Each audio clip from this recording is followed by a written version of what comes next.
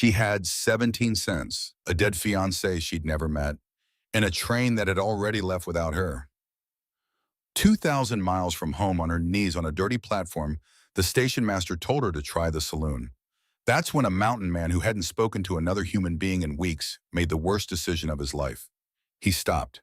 Caleb Thornton stood in front of what used to be his barn. Blood ran slow and steady down his left arm, dripping off his fingertips into the dirt, where it made small dark circles that the dry earth swallowed almost immediately. His right hand held the Winchester so tight his knuckles had gone white somewhere around the second volley of gunfire, and he hadn't been able to unclench them since. The barn was gone. 18 months of work, every beam cut and notched by hand, every nail driven with his own hammer, now just a skeleton of flame against the Montana night sky. Orange light danced across the yard and threw long shadows that moved like living things across the body of the man who lay face down near the water trough. One of Graves's men, not moving anymore. But none of that mattered, none of it, because Eliza was inside, with the children, with Martha, and Graves's men were closing in from both sides, and the barn was burning, and the only thing standing between the people he loved and the man who wanted to take everything was Caleb Thornton and a Winchester rifle and whatever time he had left. He said the word once, just once, through teeth clenched, so tight he felt something crack in his jaw. Not today. Not the kind of words a man says when he's sure he'll win. The kind a man says when losing is not something he's willing to do regardless of the odds.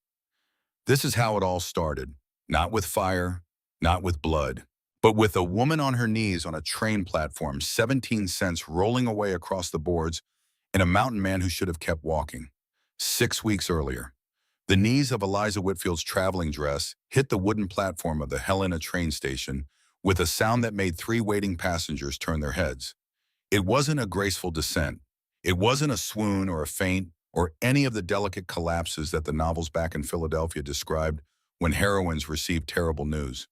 It was the sound of a body giving up, bone meeting wood, surrender made physical, 17 cents.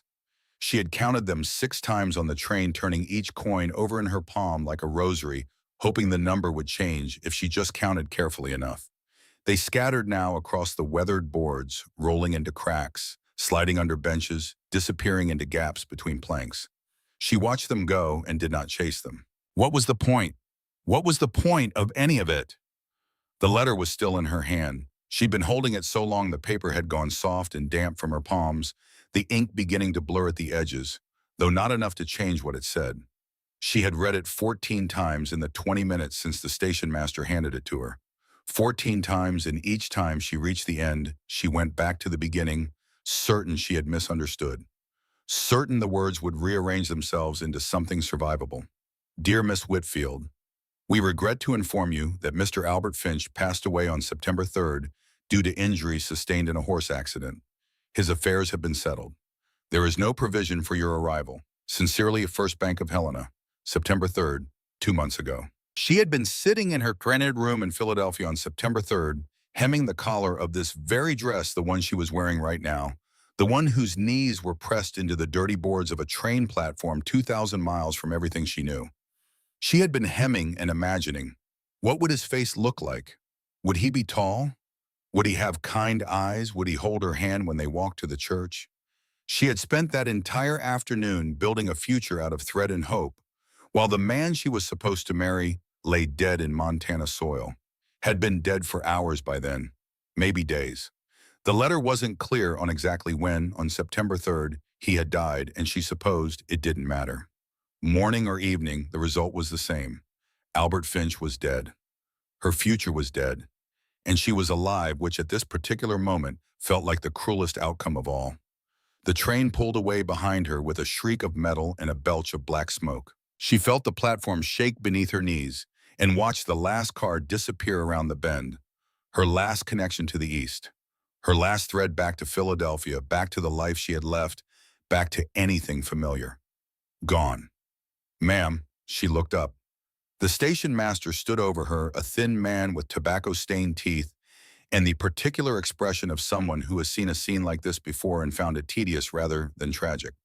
He jerked his thumb toward the station house door. Station closes in an hour. You got somewhere to be. I, her voice cracked like dry wood. She tried again. I was supposed to be met by my fiancé, but he's dead. Yeah, I know, Finch. The man spat a stream of brown juice that landed near enough to her knee that she flinched. Heard about that. Shame. He did not sound like he thought it was a shame. He sounded like he thought it was Tuesday. You got money for a ticket back east. Her hand went to her reticule, though she already knew what was in it. What was left of it? 17 cents. The station master laughed. Not the kind of laugh that comes from finding something funny, the kind that comes from finding something predictable, the kind that said he had seen women like her before, stranded and stupid, blown in from the east with nothing but hope and a carpet bag, and the naive belief that a stranger's promises meant something out here. 17 cents won't get you to the next town, let alone Philadelphia. He scratched his chin. Got family you can wire. Her mother was in a sanatorium in Pennsylvania, paid for by money Eliza no longer had. Had not had for 3 months now, though she had been afraid to calculate exactly what that meant, afraid to follow that particular thread to its inevitable end. Her father was dead. Had been dead for a year, leaving behind nothing but gambling debts in a scandal that had consumed everything. The house, the furniture, her teaching position, her reputation, her name. No, Eliza said. No one. The station master shrugged. The gesture was small and devastating, the shrug of a man for whom a woman's complete destitution was a mild inconvenience, something to be dealt with so he could close up on time. Well, he nodded toward the building across the street, a 2-story structure with a painted sign and light spilling from its windows. Saloon's always looking for girls. Pretty thing like you'd do fine. The words hit her in the chest like a fist. She felt her face go hot, then cold, then nothing at all. She opened her mouth to respond, to say something, cutting or dignified or at least human, but nothing came out. Her body had used up its last reserve of language. It had used up everything. That was when her knees buckled the rest of the way, and she went down properly, both palms flat on the boards, head hanging, the hair coming loose from its pins. Her remaining coins, the ones she'd been clutching, without realizing it, scattered in a final surrender. She heard them rolling. She heard the station master grunt and walk away. She heard the train whistle in the distance, already miles gone. And then she heard a voice. Miss? Deep, rough, like gravel poured over pine bark, like something that had been shaped by wind and cold in years of silence. Not a town voice, not a voice that belonged to platforms and parlors, a voice that belonged to mountains. Miss, you hurt? Eliza looked up. The afternoon sun was behind him, so at first he was just a shape, a silhouette so large it blocked out the light entirely. Then her eyes adjusted and details emerged. Tall, broad across the shoulders in a way that seemed excessive, like a man built for a larger world than this one. Clothes caked with trail dust, the kind of dust that comes from days on the road, not hours. A jaw shadowed with stubble that was past the point of carelessness and into the territory of intention, a man who had stopped shaving because there was no one to shave for. Dark hair long pulled back and tied at the nape of his neck with a leather cord, a rifle across his back, a hunting knife on his hip, the handle worn smooth from use, boots caked with dried mud that had the red tint of mountain clay. But his eyes, that was what stopped her. Gray eyes the color of storm clouds when they are still deciding whether to break or pass over. And in those eyes, something she had not seen directed at her in weeks, possibly months, possibly longer than she could remember. Concern. Simple, unguarded human concern. She should have lied. She should have gathered what was left of her dignity and her scattered coins and stood up and brushed off her dress and said she was fine. Thank you, just resting for a moment. She had been doing that for months now, performing competence, projecting control, holding the pieces of her shattered life together with nothing but willpower and the desperate hope that if she pretended hard enough, the pretending would become real. But something about this man's eyes, about the quiet way he stood there, without pressing, without reaching for her, without doing anything except asking if she was hurt, broke through the last wall she had left. I have nowhere to go, sir. The words came out cracked and raw, like something dragged up from the bottom of a well. Nowhere at all. Caleb Thornton had not planned on stopping in Helena. He had finished the cattle drive 2 days ahead of schedule, pushing hard through the last stretch because 3 weeks on the trail with other men had worn his patience down to a nub. 3 weeks of trail dust, embellowing cattle, and cowboys who talked too much and laughed too loud and asked questions he didn't want to answer. Where you from, Thornton? How come you live up there alone? Don't you ever get lonely? He got lonely. He just preferred lonely to the alternative. His plan had been simple. Ride straight through Helena, pick up salt and flour and coffee at the general store, and get back to his cabin in the mountains before dark. Back to the quiet, back to the solitude, back to the life he had built specifically so that moments like this, one moments involving other people and their problems, and their messy, complicated, dangerous emotions would never happen. But Flint had thrown a shoe 10 miles out. The gelding was 15 years old and temperamental about his feet, and Helena was closer than home, so here Caleb was, on a train platform, looking down at a woman who had just collapsed at his boots and told him the most honest thing anyone had said to him in months. I have nowhere to go. Every instinct he possessed, every lesson he had learned in 33 years of living, 19 of them alone, screamed at him to walk away. Not your problem, Thornton, not your concern. You learned this lesson already. You learned it the night the sky turned orange, and your mother's screams came up through the root cellar door like something from a nightmare you couldn't wake from. Helping people leads to hurt. Caring leads to loss. The only safe distance from another human being is the distance you can't cross. Walk away. But this woman wasn't screaming. She was crying silently, shoulders shaking, face turned down and away like she was ashamed of her own tears. And something about that, the dignity she was clinging to even now, even on her knees on a dirty platform with nothing left, cracked open a door in his chest that he had nailed shut when he was 14 years old. Here. He crouched down slowly the way you'd approach a wounded animal and held out his hand. Let me help you up. She looked at his hand like it might be a trap. He could see her calculating, weighing the risk. Smart. Careful. Even at her lowest point, she was thinking. He respected that more than he could have explained. Then she took his hand. Her fingers were cold despite the September warmth and small, and they wrapped around his calloused palm like they belonged there. He pulled her to her feet and steadied her when she swayed one hand on her elbow light, ready to let go the moment she found her balance.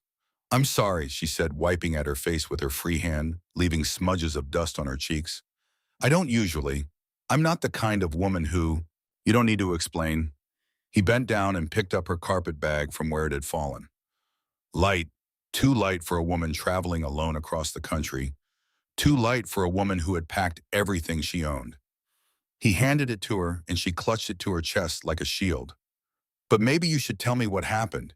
You said you've got nowhere to go. She laughed. It was not a real laugh. It was the sound a laugh makes when it comes from the place where hope used to live.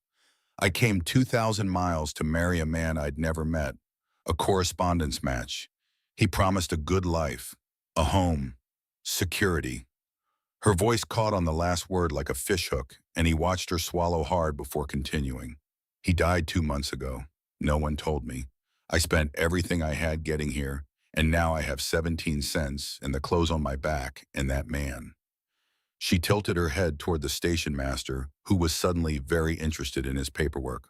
That man just suggested I try the saloon. Caleb's jaw tightened. He felt something hot and old rise up in his chest, something he usually kept buried under layers of silence and solitude. His eyes moved to the station master, held there for a long moment. The station master did not look up, but his shoulders shifted, and Caleb knew the man could feel the weight of being watched by someone who did not find the situation funny at all. He said that to you. It doesn't matter. Eliza shook her head. He's probably right. What other options do I have? I can't get home. I can't wire for money. I have no one to wire. I'm a school teacher from Philadelphia who made the mistake of believing a stranger's promises, and now I'm... Her voice broke completely. She pressed her lips together, fighting to hold the last pieces of herself in place, and Caleb stood there watching this woman wage war against her own despair, and he thought about his cabin, about the empty rooms and the silence, and the way he had convinced himself that empty was the same as peaceful. He thought about his mother, who used to say that kindness was the only currency worth spending because it was the only one that earned interest when you gave it away. His mother had been dead for 19 years, And he had spent most of those years making sure he would never be hurt like that again, making sure no one got close, making sure the walls were high enough and the distance was far enough and the silence was deep enough to keep the world and all its terrible beauty on the other side. The old voice in his head told him to leave, to keep the walls intact. "What's your name?" he heard himself ask. She blinked up at him. Eliza Whitfield." "I'm Caleb Thornton." He did not tip his hat because he was not that kind of man, but he inclined his head slightly, an acknowledgement that felt more honest than any gesture of politeness. "There's a boarding house at the edge of town. Respectable place run by a widow named Mrs. Pritchard. I'll pay for a room for you. A week with meals. Give you time to figure out your next step." Her eyes went wide. Something moved across her face that he couldn't identify, some complex mixture of shock and suspicion and the terrible vulnerability of a person who has forgotten what kindness looks like. "Sir, I couldn't possibly." "You can and you will." His voice came out rougher than he intended, and he saw her flinch. He softened. "I'm sorry, that was harsh. I just mean, you've got options, Miss Whitfield. This is one of them. A respectable one. No strings attached." "But why?" She stared at him like he was speaking a language she had never heard. "You don't know me. You owe me nothing. Because you remind me of someone I used to be, scared and alone, and convinced that kindness was something that only happened to other people." He did not say any of that. He did not know how to say any of that. The words existed somewhere inside him, but the path between that place and his mouth had been overgrown for most of his life. "Let's just say I've been in a bad spot before and someone helped me when they didn't have to. Consider this me passing it forward." She was quiet for a long moment. He could see her, thinking, weighing, calculating. Smart woman, careful woman, the kind who did not accept gifts without understanding the cost. Then so softly he almost didn't hear it over the wind. "Thank you, Mr. Thornton. I don't know how I'll ever repay you, but thank you." Mrs. Pritchard's boarding house was a 3-story building on the edge of Helena that had once been painted blue, but had surrendered to the elements and settled into something closer to the gray of old bone. The porch sagged in the middle, the shutters were missing a few slats, and the chimney listed slightly to the east, like a man who had been drinking since noon. But the windows were clean, the steps were swept, and there were curtains in every window, which in Helena counted as luxury. The widow Pritchard herself answered the door before Caleb could knock, which meant she had been watching from the window, which meant she had seen them coming up the street, which meant she had already formed opinions. She was a heavy-set woman in her early 60s with sharp eyes that missed nothing and a manner that suggested she had spent decades refining the art of saying exactly what she meant. She looked at Caleb, then she looked at Eliza. Then she looked back at Caleb with an expression that contained an entire conversation. "Another one, Mr. Thornton," she raised both eyebrows. "This is the third stranded bride you've brought me this year." Caleb felt his face go warm in a way he hadn't experienced in years. "It ain't like that." "Mm-hmm." She turned to Eliza with an evaluating gaze that started at her dusty boots and traveled up to her disheveled hair. "You running from trouble, girl, because I don't allow trouble in my establishment." Eliza straightened.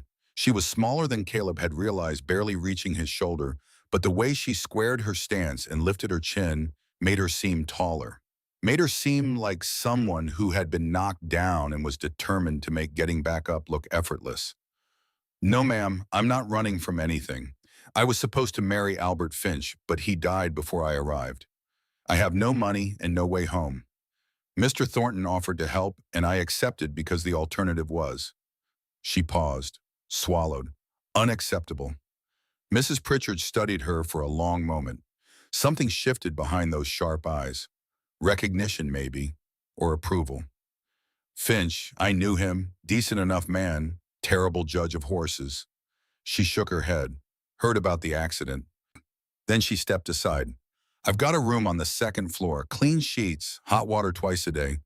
Meals at 7, noon, and 6. Don't be late." Caleb pulled money from his pocket and pressed it into Mrs. Pritchard's hand. "A week, maybe longer depending on how things shake out."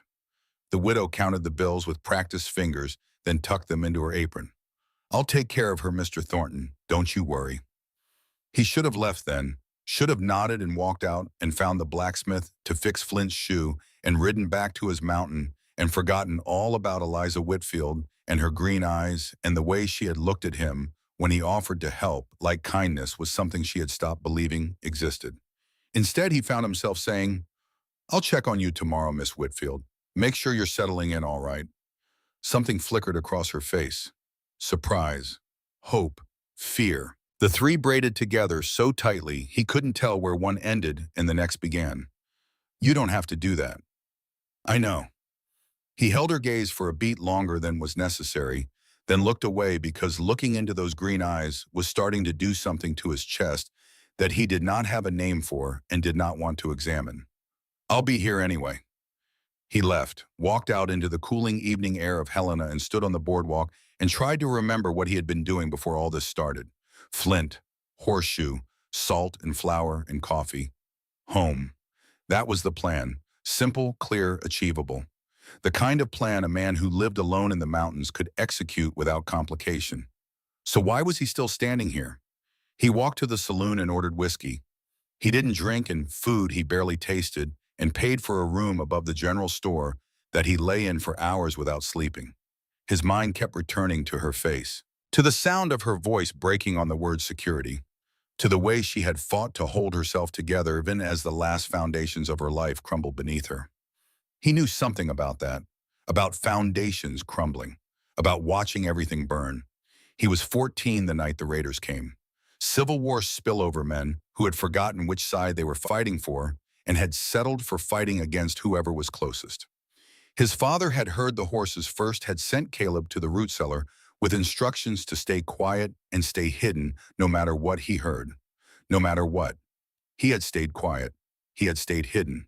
And he had heard his mother screaming through the floorboards above his head while the world turned orange with firelight, and he had pressed his fists against his mouth and done nothing. Nothing, because his father told him to stay hidden. Because he was 14 and afraid. Because by the time the screaming stopped and he found the courage to push open the cellar door, there was nothing left to save.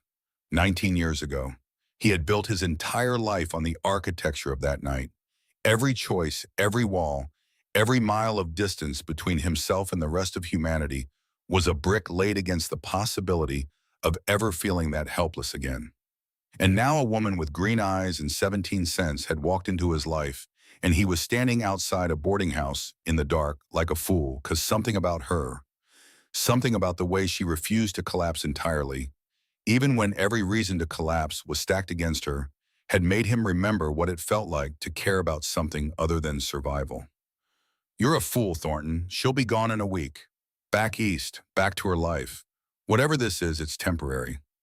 But as he finally turned and walked to his rented room, he could not shake the feeling that something had changed today. Something that could not be unchanged.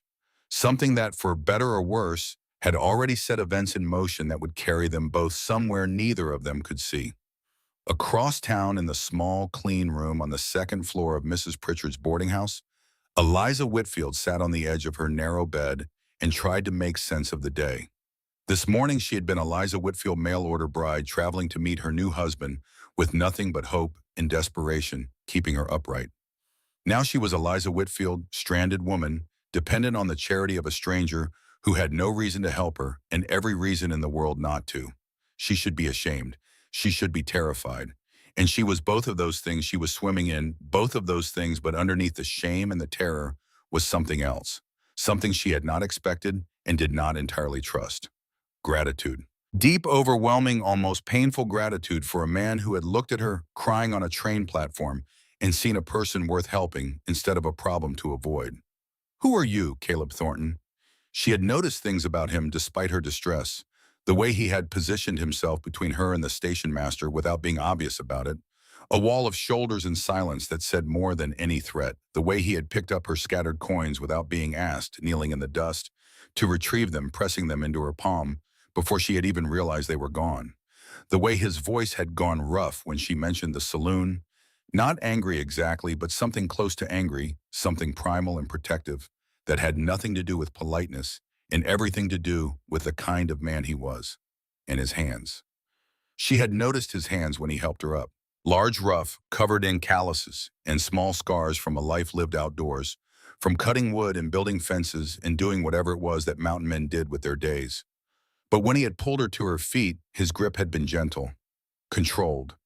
The gentleness of a man who knew his own strength and chose not to use it. He wasn't what she had expected from a Western man. The dime novels she had read back in Philadelphia painted men of the frontier as crude rough, interested in women only for purposes that made her blush to consider.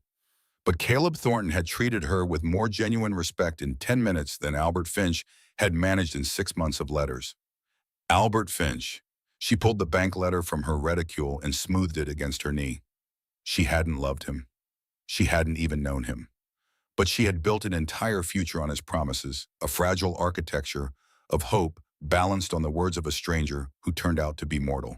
A home, security, a way to care for her mother. Her mother.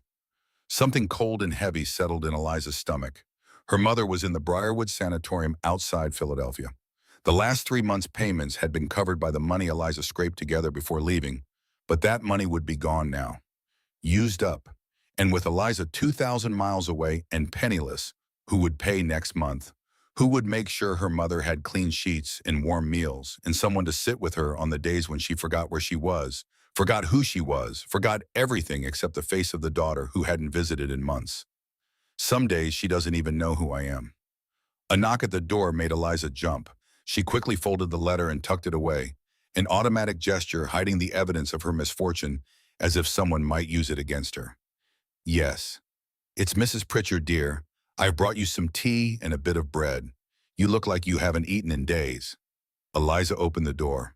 The widow stood there with a tray, her sharp eyes softer now with something that might have been tenderness showing through the practical exterior. Eliza took the tray with hands that trembled slightly. Thank you, ma'am. That's very kind. Mrs. Pritchard set herself in the doorway as if she had no intention of leaving until she had said what she came to say. Mr. Thornton is a good man, you know. Keeps to himself mostly up on that mountain of his. Doesn't talk much. Doesn't socialize. Comes through Helena a few times a year for supplies, sells his cattle, buys his coffee, and disappears back into the wilderness like the town offends him personally. She paused. But he's got a good heart under all that quiet. Never seen him take interest in anyone before, though. The widow gave Eliza a look that contained layers of meaning she was too exhausted to unpack.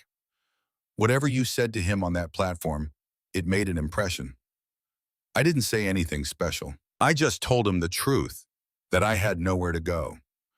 Sometimes, Mrs. Pritchard said, moving toward the stairs, that's all it takes.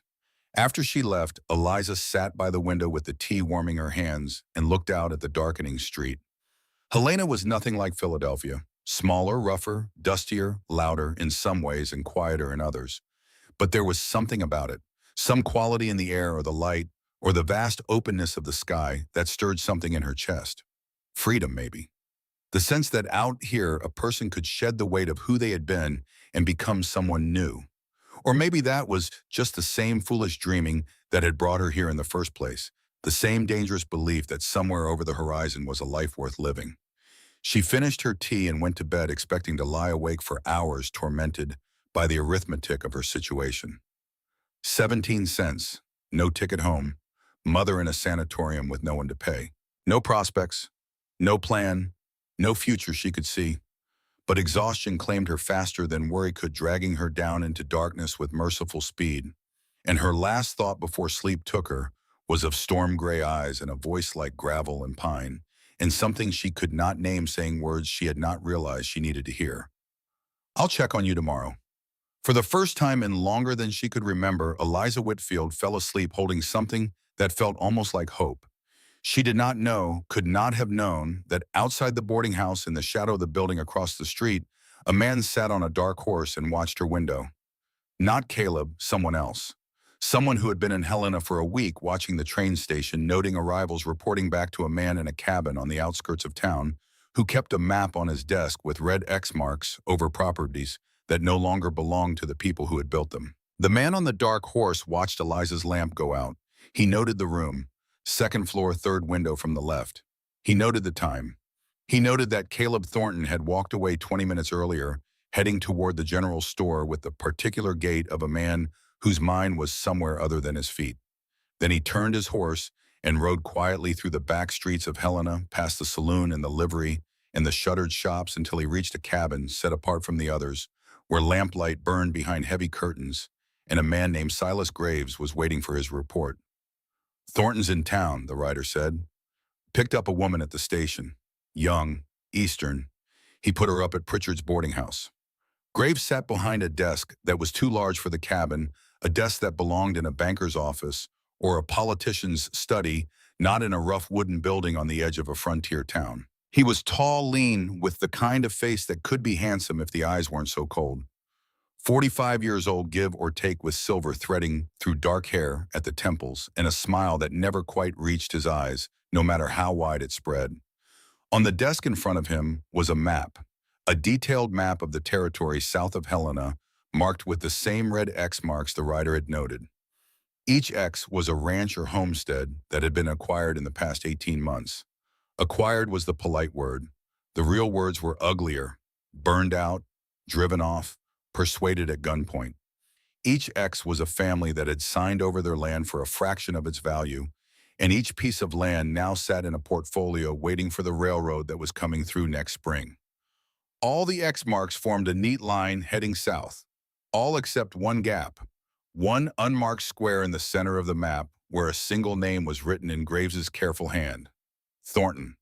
"Thornton," Graves said. He rolled the name around like a man tasting wine. "The mountain man who doesn't talk to anyone. The one who's refused my offer 3 times." He tapped the unmarked square with one long finger. "And now he's picking up women at train stations." "What do you want me to do with Ramban?" the rider asked. Graves picked up a bullet from the desk and rolled it between his fingers, slow, meditative, the way another man might roll a cigar. "Nothing yet. Let him go back to his mountain. Let things develop." The smile widened, and the rider, who had done bad things for bad men across 3 territories, felt something cold move through his gut. Everyone has a weakness, Sykes, even mountain men, especially mountain men who've been alone too long. Deputy Harlan Sykes nodded and did not ask any more questions. He had learned that Graves preferred his men quiet and his plans undisturbed. He turned and left the cabin, closing the door softly behind him. Inside, Graves looked at the map for a long time. His finger rested on the word Thornton, and his smile never wavered, and the bullet kept turning between his fingers, catching the lamplight and throwing small sparks of reflection across the cabin walls like something alive. 7 days. He would give it 7 days. Let Thornton settle in. Let whatever this was with the Eastern woman take root. Let the mountain man who had spent 19 years making sure he had nothing to lose finally find something worth losing. And then Silas Graves would come to collect. Morning came too soon. Bright, harsh Montana morning, pouring through the thin curtains of the room above the general store where Caleb had barely slept.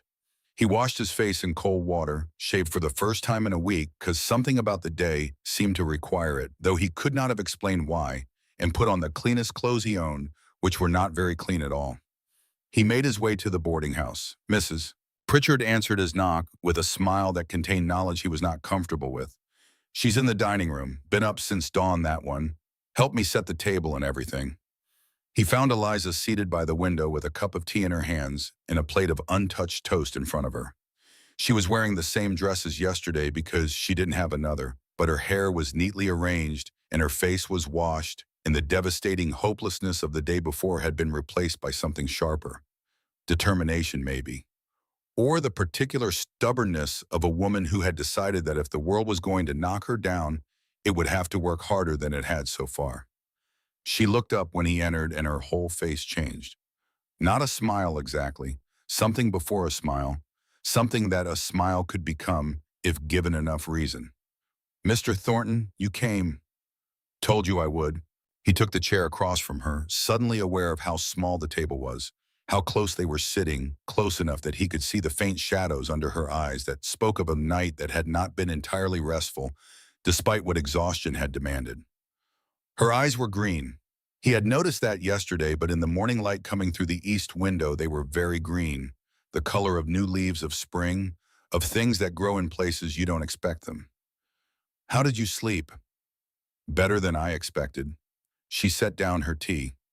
Mrs. Pritchard has been very kind. She reminds me a little of my mother. Before. She stopped, looked away. Before things got difficult. Caleb waited. He had learned a long time ago that silence was a better invitation than questions. That people told you what they needed to tell you if you just gave them room. Eliza was quiet for a moment, her fingers tracing the rim of her cup. Then she took a breath and met his eyes with a directness that caught him off guard. I should tell you the truth, Mr. Thornton, about why I really came west. You've been kind to me, and you deserve honesty in return. You don't owe me your story. Maybe not, but I want you to hear it. She held his gaze. I didn't come here looking for love. I came because I was desperate. My father died a year ago and left us with nothing but debt. My mother couldn't handle it. She's in a sanatorium now, and I've been paying for her care. But I lost my teaching position, and I couldn't find another, and the debts kept growing. She paused, steadied herself. The way she did it, the visible effort of composing her features, of pushing the emotion down below the surface, where it couldn't interfere with what needed to be said, made something in Caleb's chest ache with recognition.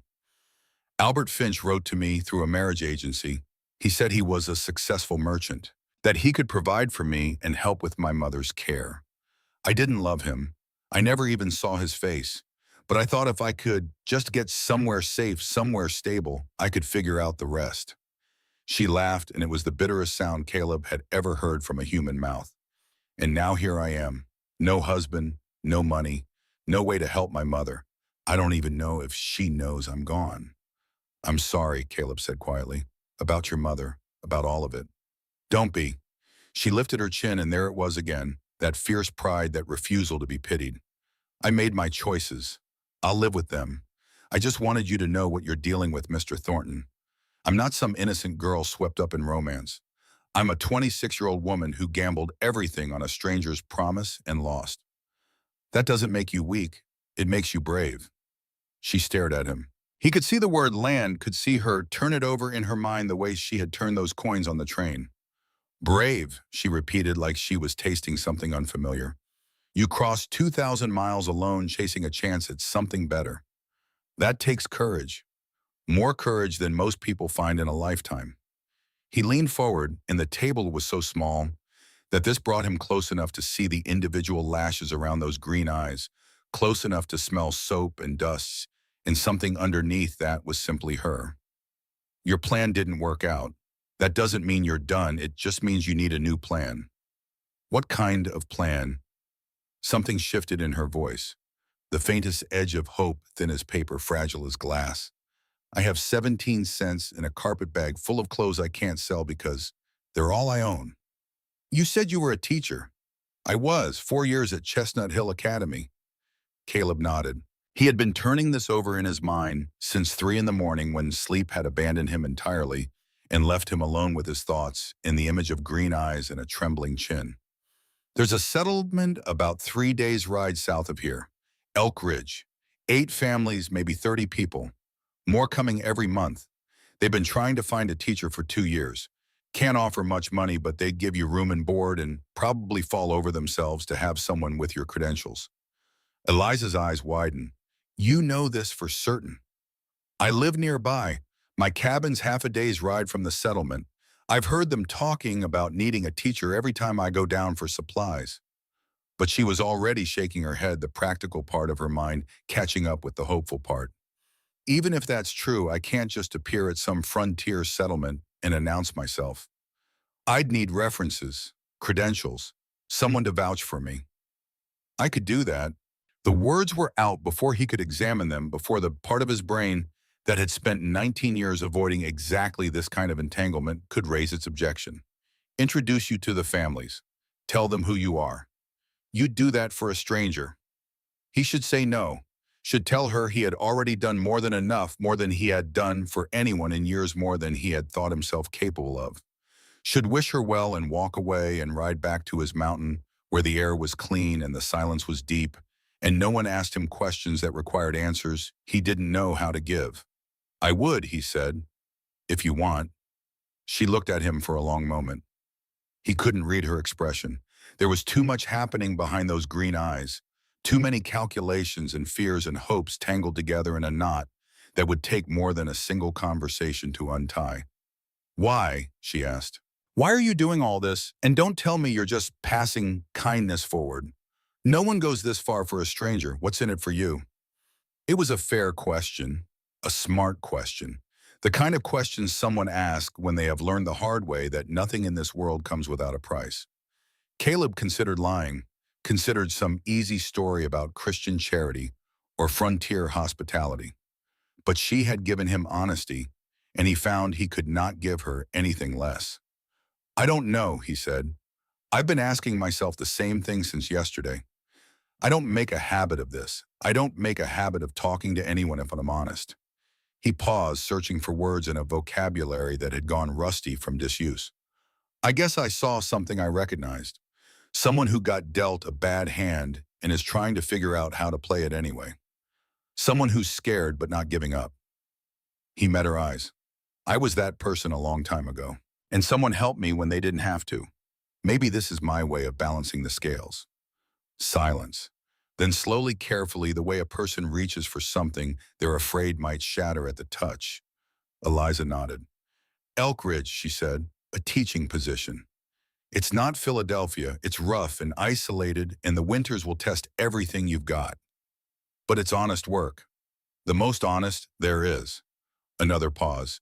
He watched her weigh the options, watched her calculate the risks against the alternative, which was no alternative at all. She was smart, this woman, smart and careful, and not the kind to leap without looking. But she was also brave, braver than she knew. Brave enough to have come this far and brave enough to go further. I'd be a fool to say no, she finally said. I don't have any other prospects. And you're right, I'm not giving up. I can't. She extended her hand across the table. Her grip was stronger than he expected, her handshake firm, deliberate. But I want you to know I intend to pay you back, every cent, every kindness. I don't know how long it will take, but I will repay you. This is a loan, Mr. Thornton, not a gift. Are we agreed? Caleb looked at this woman, this fierce, proud, desperate woman who had lost everything she had and was still standing still, negotiating, still insisting on terms and conditions while the ruins of her life smoldered around her.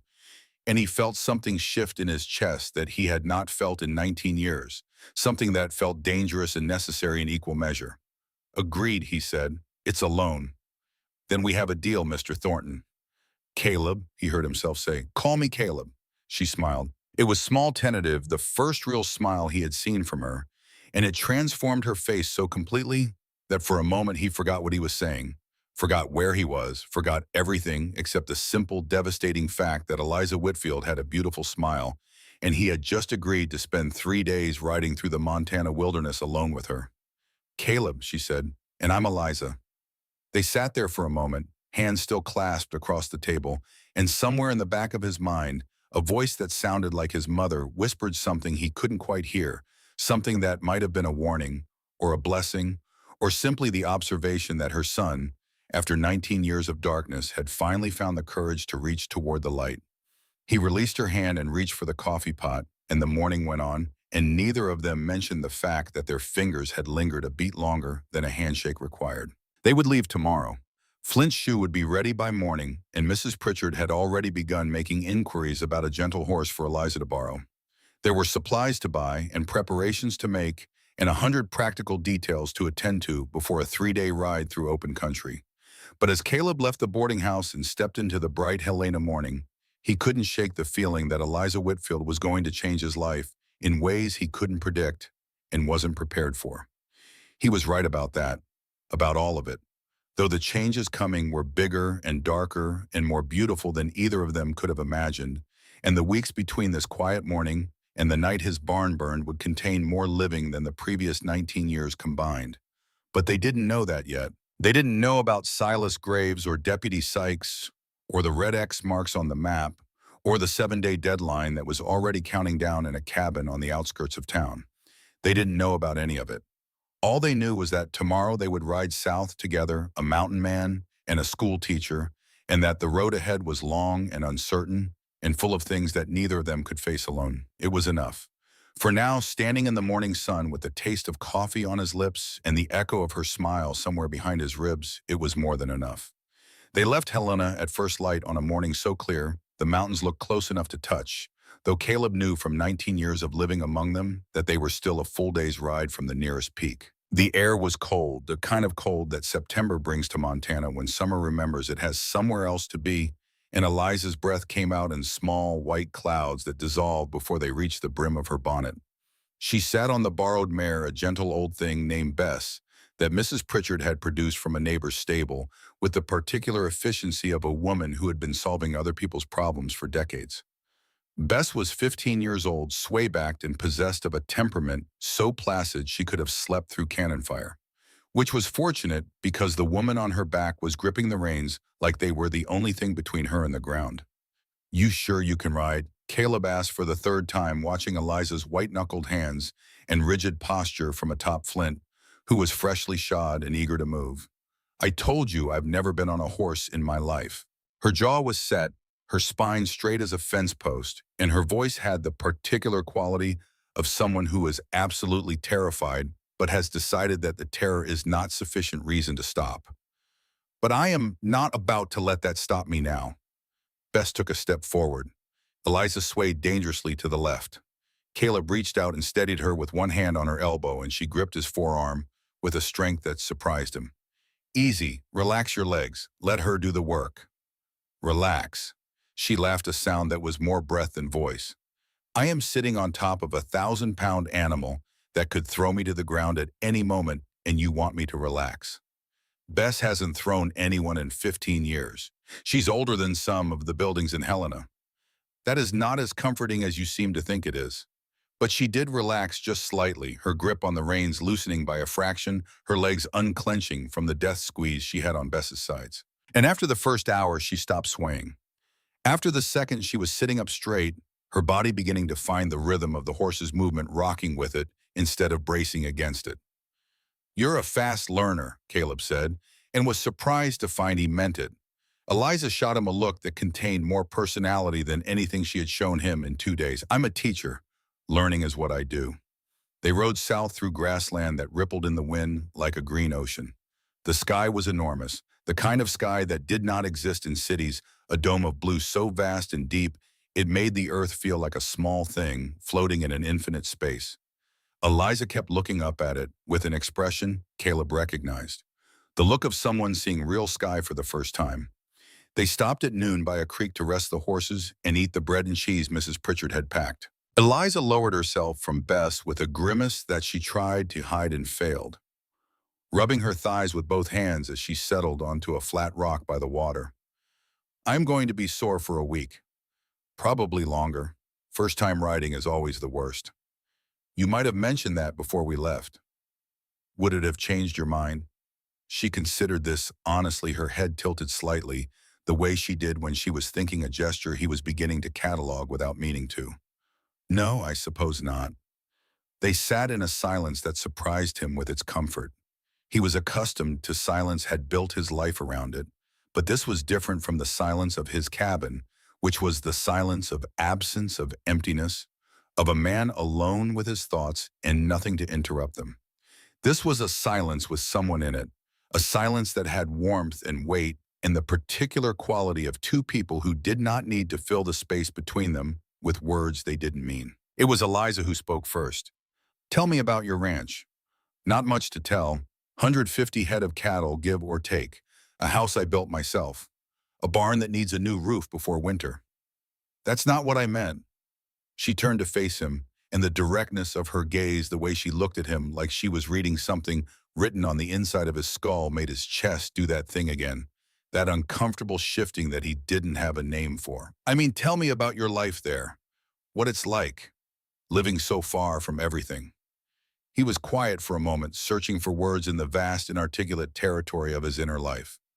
"Quiet," he said finally, "real quiet. Sometimes I don't see another person for weeks, just me and the cattle and the land." "That sounds lonely." "Sometimes." He picked up a stone from the creek bed, turned it over in his fingers, feeling the smooth, cold weight of it. "But it's mine.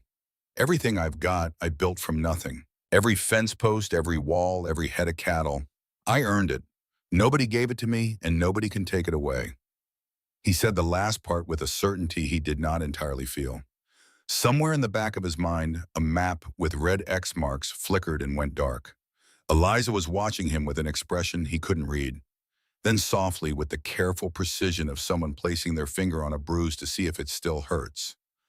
Something happened to you, something that made you want to be alone. His hand tightened on the stone. The edges pressed into his palm, small points of pain that grounded him, pulled him back from the edge of somewhere he did not want to go. We should get moving. Still a long way to go before dark. He stood up abruptly, and Eliza did not push. She did not ask again or press for details or do any of the things that people usually did when they sensed a wound and wanted to examine it. She simply nodded, stood, and walked to where Bess was drinking from the creek. But he could feel her eyes on his back as they mounted up, and he knew with the certainty of a man who has been read accurately for the first time in decades that she was not going to let it go forever. She was patient, but she was also persistent, and something told him that the combination of those two qualities in this particular woman was going to be the undoing of walls he had spent 19 years building. They made camp that evening in a hollow sheltered from the wind by a stand of cottonwoods. Caleb built a fire while Eliza watched and asked questions about everything. How to stack the wood so air could reach the tinder. How to coax the first flame from a spark. How to feed it without smothering it. How to read the smoke to know if the wood was too green. You really don't know any of this. He tried to keep the amazement out of his voice and mostly succeeded. I grew up in Philadelphia. We had servants to light the fires. She caught his look and raised an eyebrow. I know how that sounds, but it's the truth. I have never had to do any of this before. You'll learn. Everyone does out here. She learned fast.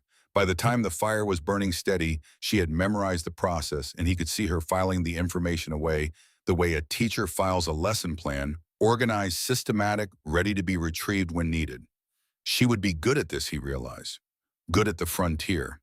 Not because she was strong, though she was stronger than she looked, but because she was adaptable, willing to learn, willing to be bad at something long enough to become good at it. They ate beans and coffee across the fire from each other. The flames cast dancing shadows across her face, and Caleb found himself watching her more than he should, noticing details he had no business noticing. The way firelight turned her hair from brown to copper. The way her hands wrapped around the tin cup, still seeking warmth despite the fire. The way her eyes caught the light and held it green, gone amber in the glow.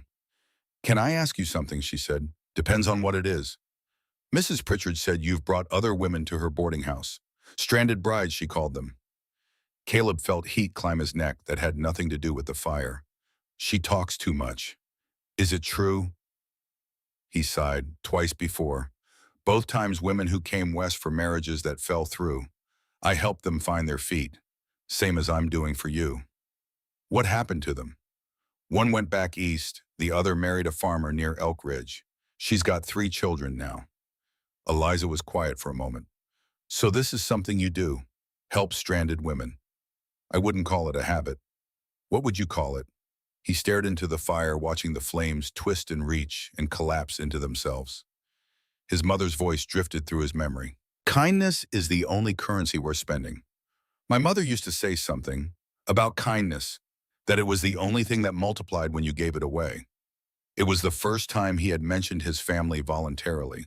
The word mother came out of his mouth differently than other words, softer, thinner, like something worn fragile from being carried too long. He heard the change in his own voice and knew Eliza heard it too. She didn't ask, didn't press, just nodded, and the respect in that restraint, the intelligence of knowing when not to speak, made him trust her more than any question could have. Most men wouldn't see it that way, she said. Most men would see a stranded woman as an opportunity. I'm not most men. No, her voice was soft. You're not. The silence that followed was full of things neither of them was ready to say. It stretched between them across the fire, warm and dangerous and alive with possibility. Finally, Eliza yawned and the spell broke, and they retreated to their separate bedrolls on opposite sides of the flames. Caleb. Yeah. Thank you for everything. He didn't answer. He didn't trust his voice. He lay on his back and looked at the stars, which were thick and bright in a way that city people never got to see, and listened to her breathing slow and deepen as sleep took her. And he thought about the sound of his own name in her mouth and how it sounded different than it did when anyone else said it, like she was pronouncing a word in a language she was just beginning to learn. He was almost asleep when the sound reached him, distant but distinct to ears that had been trained by years of mountain living to sort the sounds of night into categories of safe and not safe. Hoofbeats, far away, maybe a mile, maybe more, moving in the same direction they were traveling. Could be anyone. A traveler, a cowboy heading to a distant ranch. Nothing unusual about hoofbeats on a Montana night, but the rhythm was wrong. Not one horse. Several. Moving at a pace that suggested purpose rather than wandering. Moving as a group. Caleb sat up slowly, his hand finding the Winchester without conscious thought. He listened for another full minute. The hoofbeats faded, stopped. Either the riders had halted or they had moved out of range. He did not wake Eliza. Instead, he sat up for the rest of the night, his back against a cottonwood, his rifle across his knees, his eyes fixed on the darkness to the north where the sound had come from. When dawn grayed the eastern sky, he made a decision. They would take a different route today, through the forest instead of along the main trail, longer but harder to follow. When Eliza woke and they mounted up, she noticed almost immediately. "This isn't the way you described yesterday." "Prettier route through the trees," he said. "Easier on the horses." She looked at him for a long moment. Then she looked behind them, back the way they had come at the empty grassland, stretching north toward Helena. "You heard something last night." It wasn't a question. He should have known she would notice. Should have known that a woman who had survived what she had survived, who had learned to read the distance between what people said and what they meant, would not miss the fact that a man who had planned to take the main trail had suddenly decided the forest was prettier. "Probably nothing, just being careful." "Caleb," her voice was steady, "I'd rather know." He held her gaze, then he nodded. "Hoofbeats, several horses, moving our direction. Could be nothing, but I'd rather not find out the hard way." She did not panic, did not ask frightened questions or demand reassurance. She simply adjusted her grip on the reins, sat up a little straighter, and followed him into the trees. And something about her reaction, the calm, the trust, the willingness to accept the situation and move forward without falling apart, made Caleb think that whoever Eliza Whitfield had been before she got on that train in Philadelphia, whoever she was becoming out here, she was not a woman who would break easily. The second day was harder. The forest trail was rough, uneven, full of low branches and hidden roots that made the horses pick their way carefully. Eliza's muscles screamed with every step Bess took, but she refused to complain, and Caleb noticed and respected the refusal. They talked more than they had the day before. She told him about Philadelphia, about her students, about the satisfaction of watching a child's face when a concept clicks, when letters become words and words become sentences, and sentences become doors to worlds they never knew existed. He told her about the territory, about the way winter came down from the peaks like an invading army, about the silence of snow falling on the pines at night, about the particular shade of blue that the mountains turned in the hour before sunset. "Do you ever get scared?" she asked. "Living out there alone?" "Sometimes. Bear came through the yard last winter. Stood on the porch and looked in the window like he was thinking about moving in." She laughed, a real laugh, not the broken sound from the train platform or the bitter thing from the boarding house, but an actual laugh, surprised and genuine, and the sound of it hit him somewhere below the sternum with a force that had nothing to do with humor and everything to do with beauty. "What did you do?" "Told him the rent was too high. He left." She laughed again, and he found himself smiling, which was something his face had almost forgotten how to do. It felt strange, unfamiliar, like using a muscle that had atrophied from years of disuse. "You read?" she asked later, when they had stopped to water the horses. "Don't sound so surprised." "I didn't mean." She flushed. "I just meant most of the men I've met out here don't seem particularly interested in books. Most of the men you've met out here have been station masters and saloon keepers." "Fair point." They crested a hill in the late afternoon, and Caleb pointed toward the horizon where thin threads of smoke rose against the darkening sky. "See that's Elk Ridge. We'll be there in a few hours." Eliza felt her stomach tighten. In a few hours, she would be meeting the people who might become her neighbors, her employers, her community. In a few hours, everything would change again. She had been changing so rapidly in the past 3 days that she felt like a river in flood sweeping past landmarks too fast to register them. What if they don't like me? She heard herself ask the question and immediately wished she could take it back.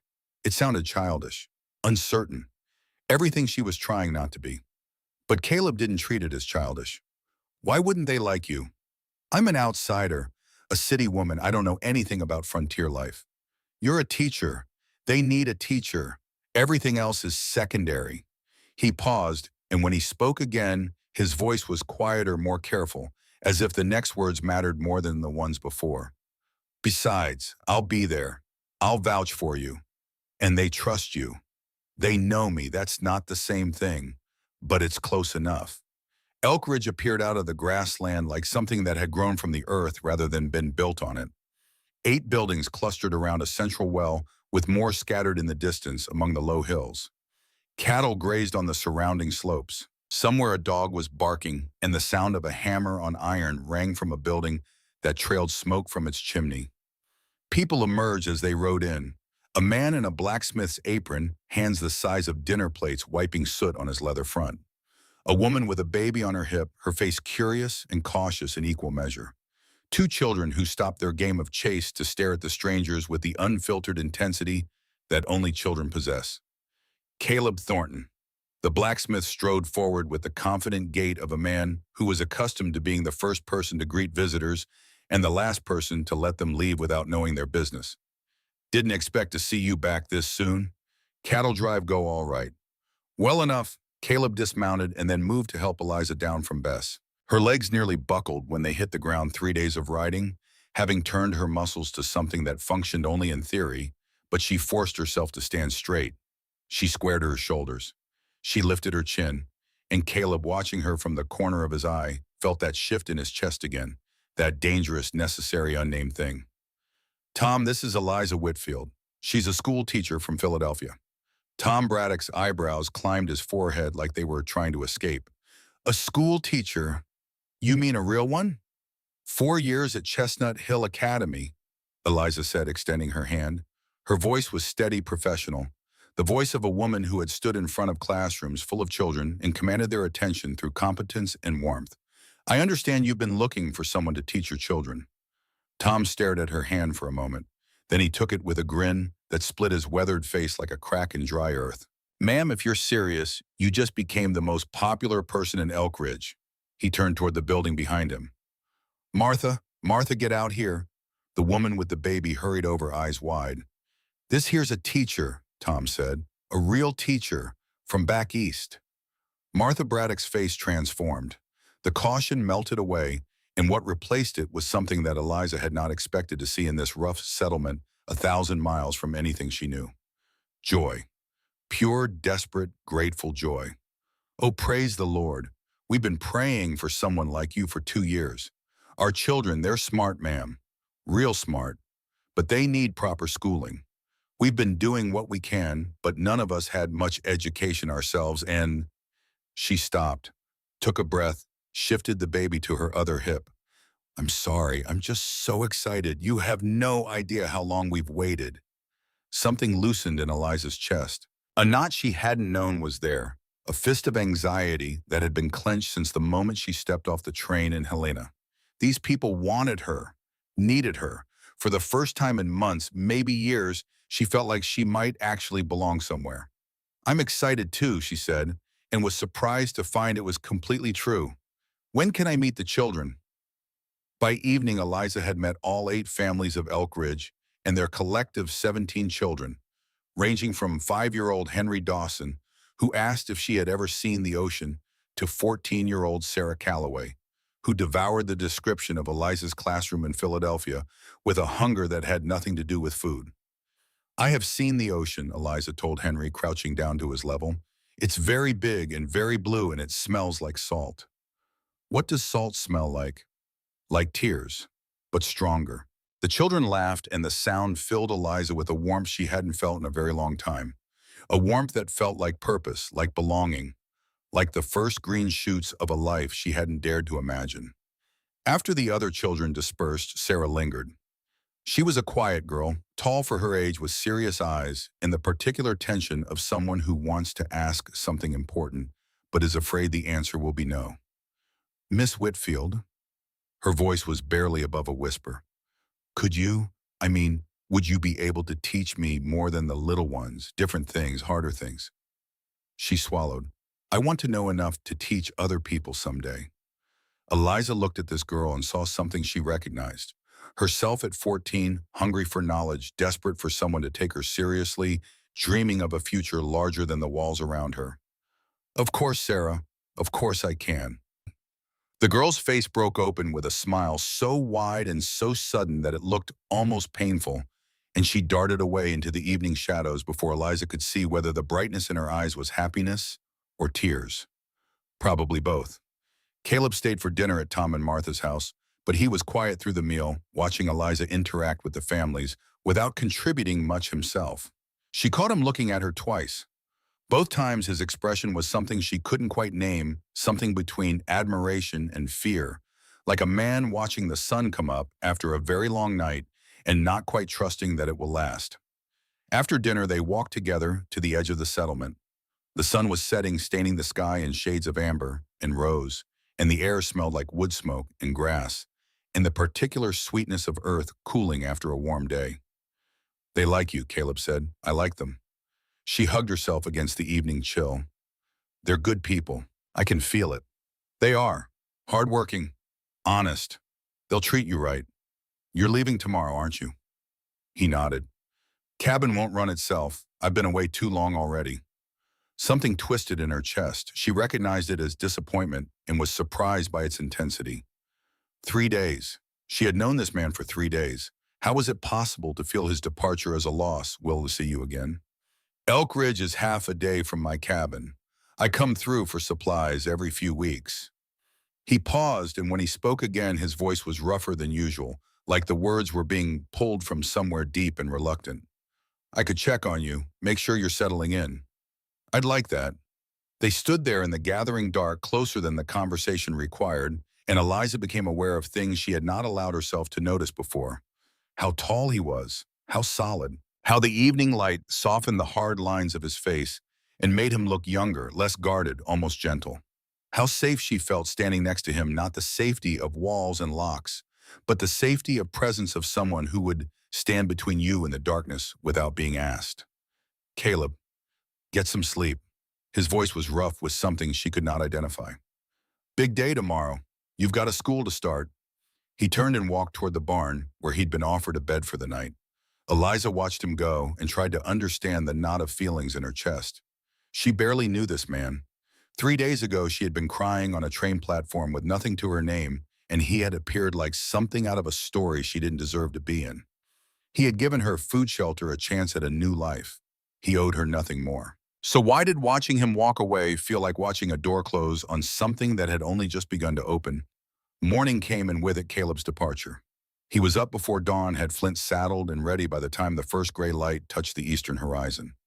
Eliza found him by the well, checking his gear with the efficient, practiced movements of a man who had been doing this alone for years. She had packed him biscuits from Martha's kitchen, wrapped in a clean cloth. For the road, she said, holding them out. He took them without meeting her eyes, tucked them into his saddlebag. Thank you. Thank you for everything. I don't. Her voice caught, snagged on something between gratitude and grief.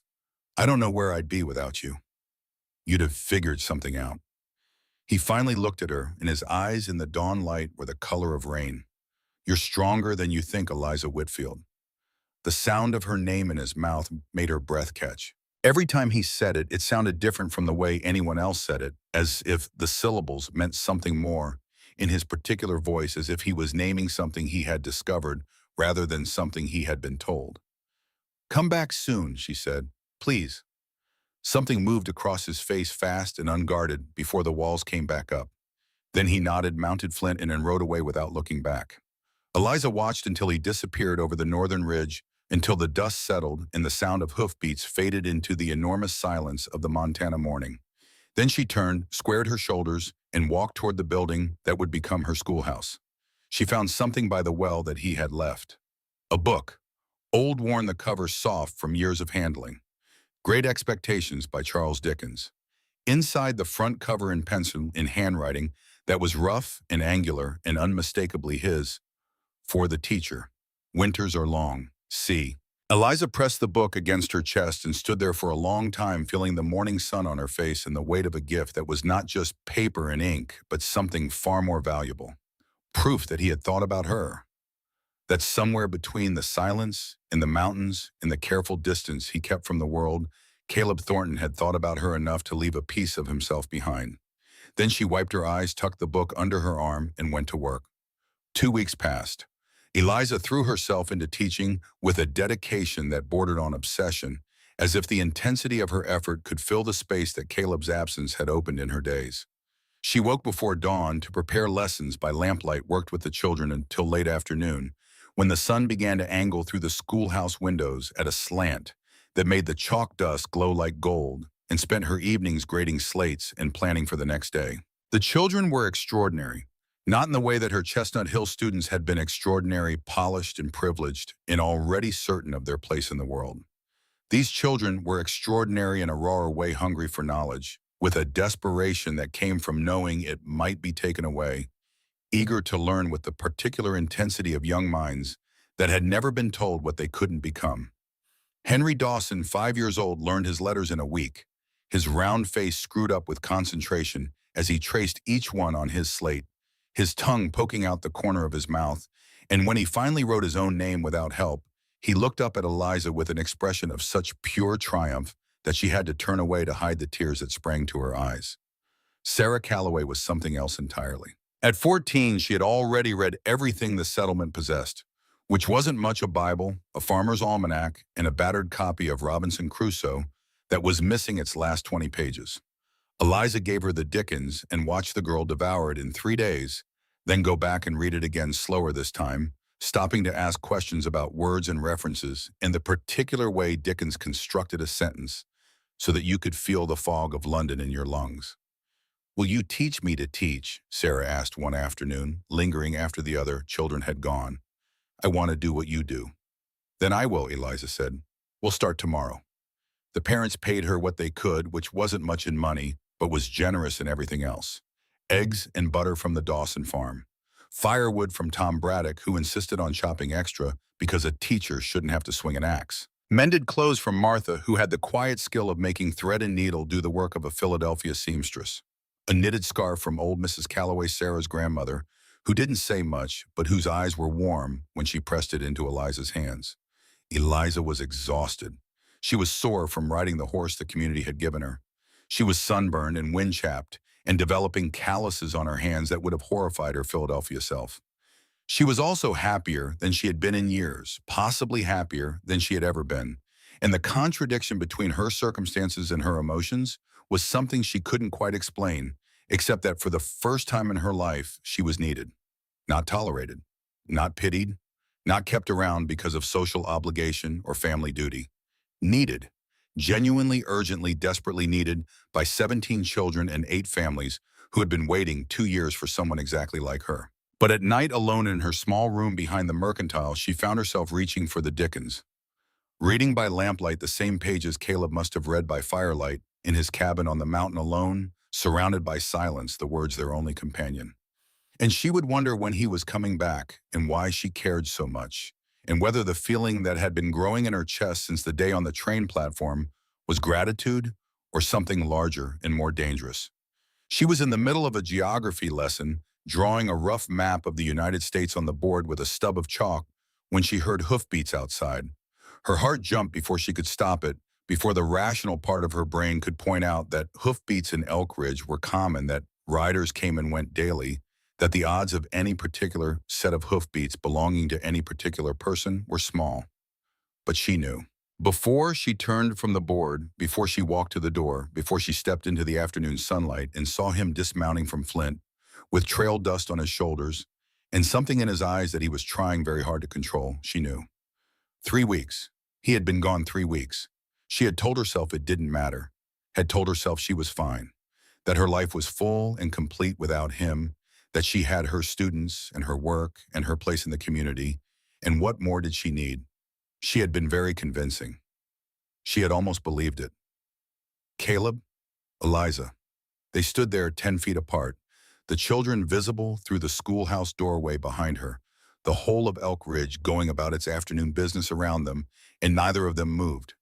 The air between them was charged with something that had no name, but was as real as the dust beneath their boots. "You came back," she said. It was not a profound statement. It was not poetry. It was three words spoken by a woman who had been left behind too many times and was still learning that not everyone who walked away stayed gone. "Said I would." "You did." He looked thinner than she remembered, and tired. The kind of tired that comes not from physical labor, but from something internal, from nights spent thinking too much and sleeping too little, from the particular exhaustion of fighting a battle against yourself that you suspect you are losing. "You look good," he said quietly. "Happy." "I am happy." The words tumbled out before she could arrange them. "The children are wonderful, and the families have been so kind, and Sarah is reading at a level I never expected, and Henry can write his name, and—" She stopped. She was babbling. "How long can you stay?" "Just tonight. Need to pick up some supplies, then head back." "Just tonight." She nodded, trying to keep the disappointment off her face, knowing she was failing, because Caleb's eyes flickered and something moved across his expression that might have been apology, or might have been something more complicated. "You should come for dinner. Martha's been asking about you." "Martha always asked about me." "Come anyway." A long look. Then slowly he nodded. "Yeah, I will." Dinner at Martha's was loud and warm and full of the particular chaos that happens when an entire community decides to gather in a space built for one family. Every chair was occupied, children sat on the floor, and the table was covered with dishes that represented every family's best effort. Elk Ridge turned out for Caleb Thornton, and if the mountain man noticed the irony of a man who avoided human contact being feted like a returning hero, he gave no sign. He answered questions patiently, if briefly. Yes, the cattle were fine. No, the cabin hadn't blown down. Yes, the winter was looking like it would be hard. He deflected attention when he could, turning conversations back to the asker with a skill that Eliza recognized as long practice. He had been doing this for years, she realized, existing at the edge of this community, close enough to be known, far enough to remain separate, connected but not committed, present but never quite there. After dinner, they walked together toward the edge of the settlement, the way they had 3 weeks ago, the way that was becoming something neither of them acknowledged, but both of them anticipated. The sun was setting, painting the world in colors that made everything look like a memory, even as it was happening. "You've done well here," Caleb said. "I can see it, the way they look at you. You belong." "I feel like I belong for the first time." She shook her head. "I can't remember ever feeling like this. Like I'm exactly where I'm supposed to be." "Good, that's good. Caleb, I need to tell you something." He stopped walking, turned to face her. His expression went carefully blank the way it did when he was bracing for impact. "I wrote to my aunt back east, told her where I am, what happened. She wrote back. And she wants me to come home." The words came out flat, recited as if she had rehearsed them so many times they had lost their original shape. "She says she can help me find another teaching position in Philadelphia. She says this is no life for a respectable woman, living in the wilderness among strangers. She says if I don't come back now, I'll regret it for the rest of my life." Caleb was very still. "What do you want to do?" "That's just it. I don't know." She turned to face him fully, and in the fading light her eyes were direct and impossibly honest. "Part of me knows I should go. Philadelphia is familiar, safe. I have connections there, opportunities. Going back would be the sensible choice." She took a breath that shook at the edges. "But I don't want to go." The words came out in a rush, tumbling over each other. "I love it here, Caleb. I love my students and my work in this community. I love—" She stopped herself, took another breath. "I love this life, the life I'm building here." He was looking at her with an intensity that made her pulse quicken. "Then stay. It's not that simple. Isn't it?" He stepped closer, close enough that she could see the gray of his eyes darken in the fading light. "You said yourself you're happy here. Happier than you've been in years. Why give that up for something safe and familiar when safe and familiar never made you feel this way?" "Because what if I'm wrong?" The words cracked. What if this is just me running away from my real life, hiding out west because I couldn't handle what happened back east? Is that what you think you're doing? I don't know, maybe. Sometimes. She felt tears threatening and fought them back. My father made a choice that seemed right to him, and it destroyed everything. What if I'm doing the same thing? What if I'm making a terrible mistake? Caleb reached out and took her hand. His fingers were rough and warm, and the contact sent something through her that was not electricity, not heat, not any of the words the novels used. It was recognition, the feeling of a hand that fit. Eliza, look at me. She looked. Your father's choice was about running away, escaping consequences. His voice was rough, certain the voice of a man who had spent years thinking about the difference between running from and running toward. But you're not running away. You're running towards something.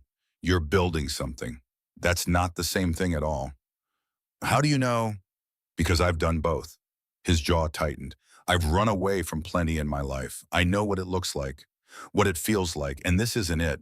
This is something else entirely. What should I do? I can't tell you that. It's your choice. He squeezed her hand. But for what it's worth, I hope you stay.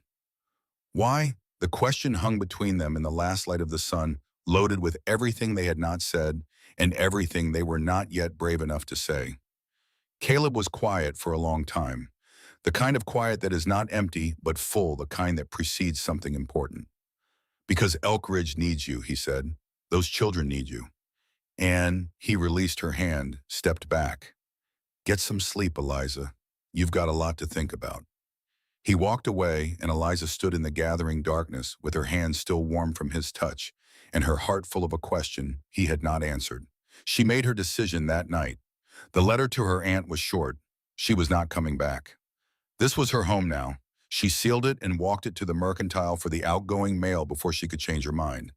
The next morning, Caleb was gone. Left before dawn, Martha told her. Rode hard north toward his mountain. Didn't say goodbye. She pressed the disappointment down into the place where she kept all the things she couldn't afford to feel. He was a busy man. He had his own life, his own responsibilities. He couldn't be expected to organize his comings and goings around a woman he'd known for less than a month. But it hurt anyway. She threw herself back into teaching. A week later, then weeks, Sarah was reading at a level that would have impressed Eliza's professors at the academy. Henry had moved on from writing his name to writing sentences, short, misspelled, wonderful sentences about his chaw and his mother and the way the creek sounded in the morning. The community leaned on Eliza more each day, not just as a teacher, but as a counselor, a mediator, a voice of reason in disputes and a source of comfort in troubles. And then Tom came to see her after school one afternoon, and the expression on his face turned the warm autumn air cold. There's news from Helena. He stood in the doorway of the schoolhouse, hat in his hands, twisting the brim. Silas Graves, the land grabber. He's bought 2 more ranches to the north, burned out the ones who wouldn't sell. He paused. And he's moving this way. Caleb's land, Eliza said. Not a question. She had heard enough in the past weeks, enough casual references and worried conversations to understand the geography of the threat. Right in the path of the new railroad line. Best water in the territory. Best grass. Worth a fortune to the railroad company. Tom shook his head. I should have seen this coming. Does Caleb know? Caleb knows. He's turned Graves down 3 times already. That's why I'm worried. Graves doesn't take no well. Last rancher who refused him found his cattle shot and his barn on fire. Tom looked at her, and in his eyes was the particular concern of a man who has connected 2 facts and does not like the conclusion. Eliza, Caleb lives alone up there. If Graves sends men, she was already moving toward the stable. I'll warn him. Eliza, wait. It's getting late and the trail to Caleb's place is... I know the trail. She was pulling the saddle off its rack, moving with an efficiency that would have been unrecognizable 3 weeks ago. I've ridden it before. At least wait until morning. She stopped, turned, and the expression on her face was something Tom Braddock had never seen from the Philadelphia schoolteacher who had arrived in Elk Ridge, pale and trembling on a borrowed horse. It was fierce. It was certain. It was the face of a woman who had found something worth protecting and was not going to wait until morning to protect it. No, she said. I'm going now. Tom watched her ride out of Elk Ridge at a gallop, her posture straight, her hands sure on the reins, her body moving with the horse in a way that spoke of natural ability and daily practice, and the particular transformation that happens when a person finds the place where their strength lives. Martha came to stand beside him. She rides better than half the men in this settlement. She's not the same woman who arrived here, Tom said.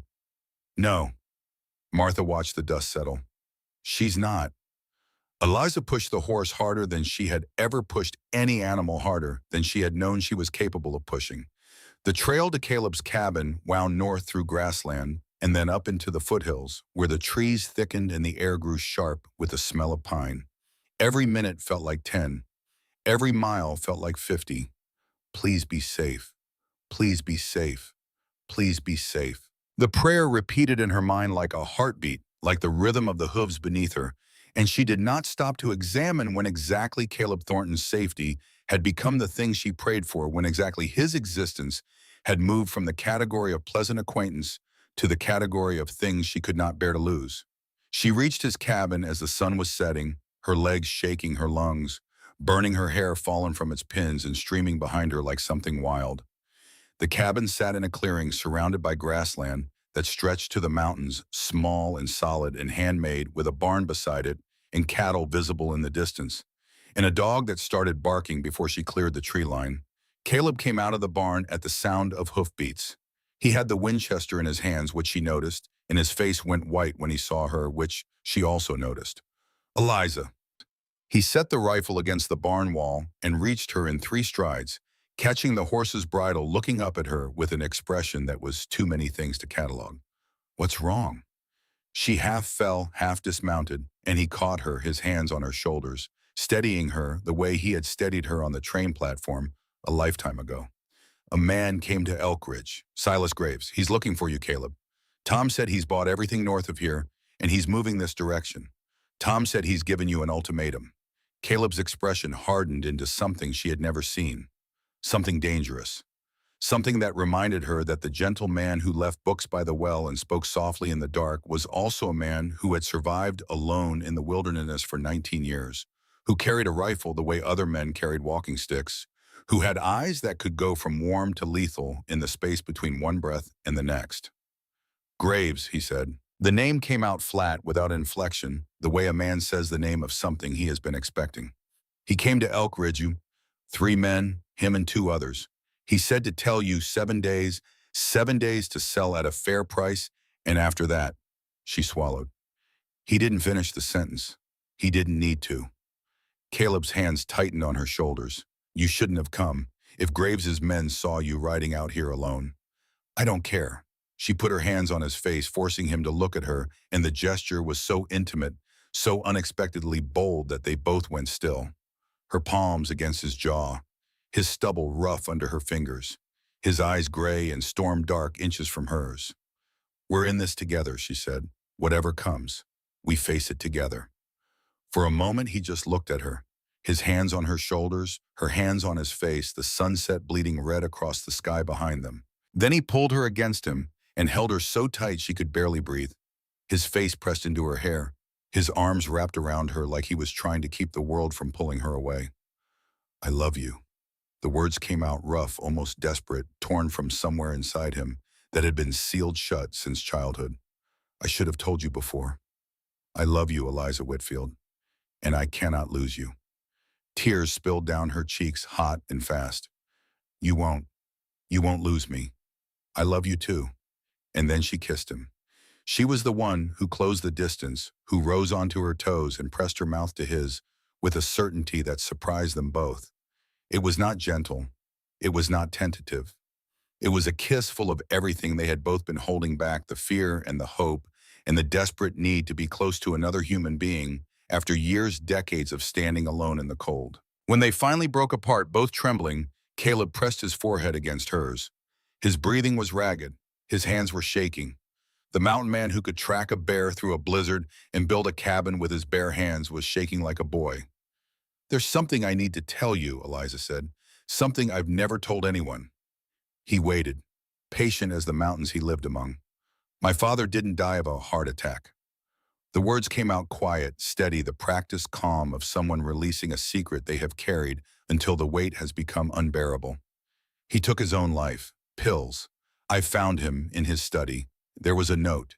It said, "I'm sorry, that's all. Just, I'm sorry." She took a breath. "I never told anyone the truth. Not my mother, not my aunt, no one. The official story was heart failure, and I let everyone believe it because some secrets are too heavy to share." "Why are you telling me?"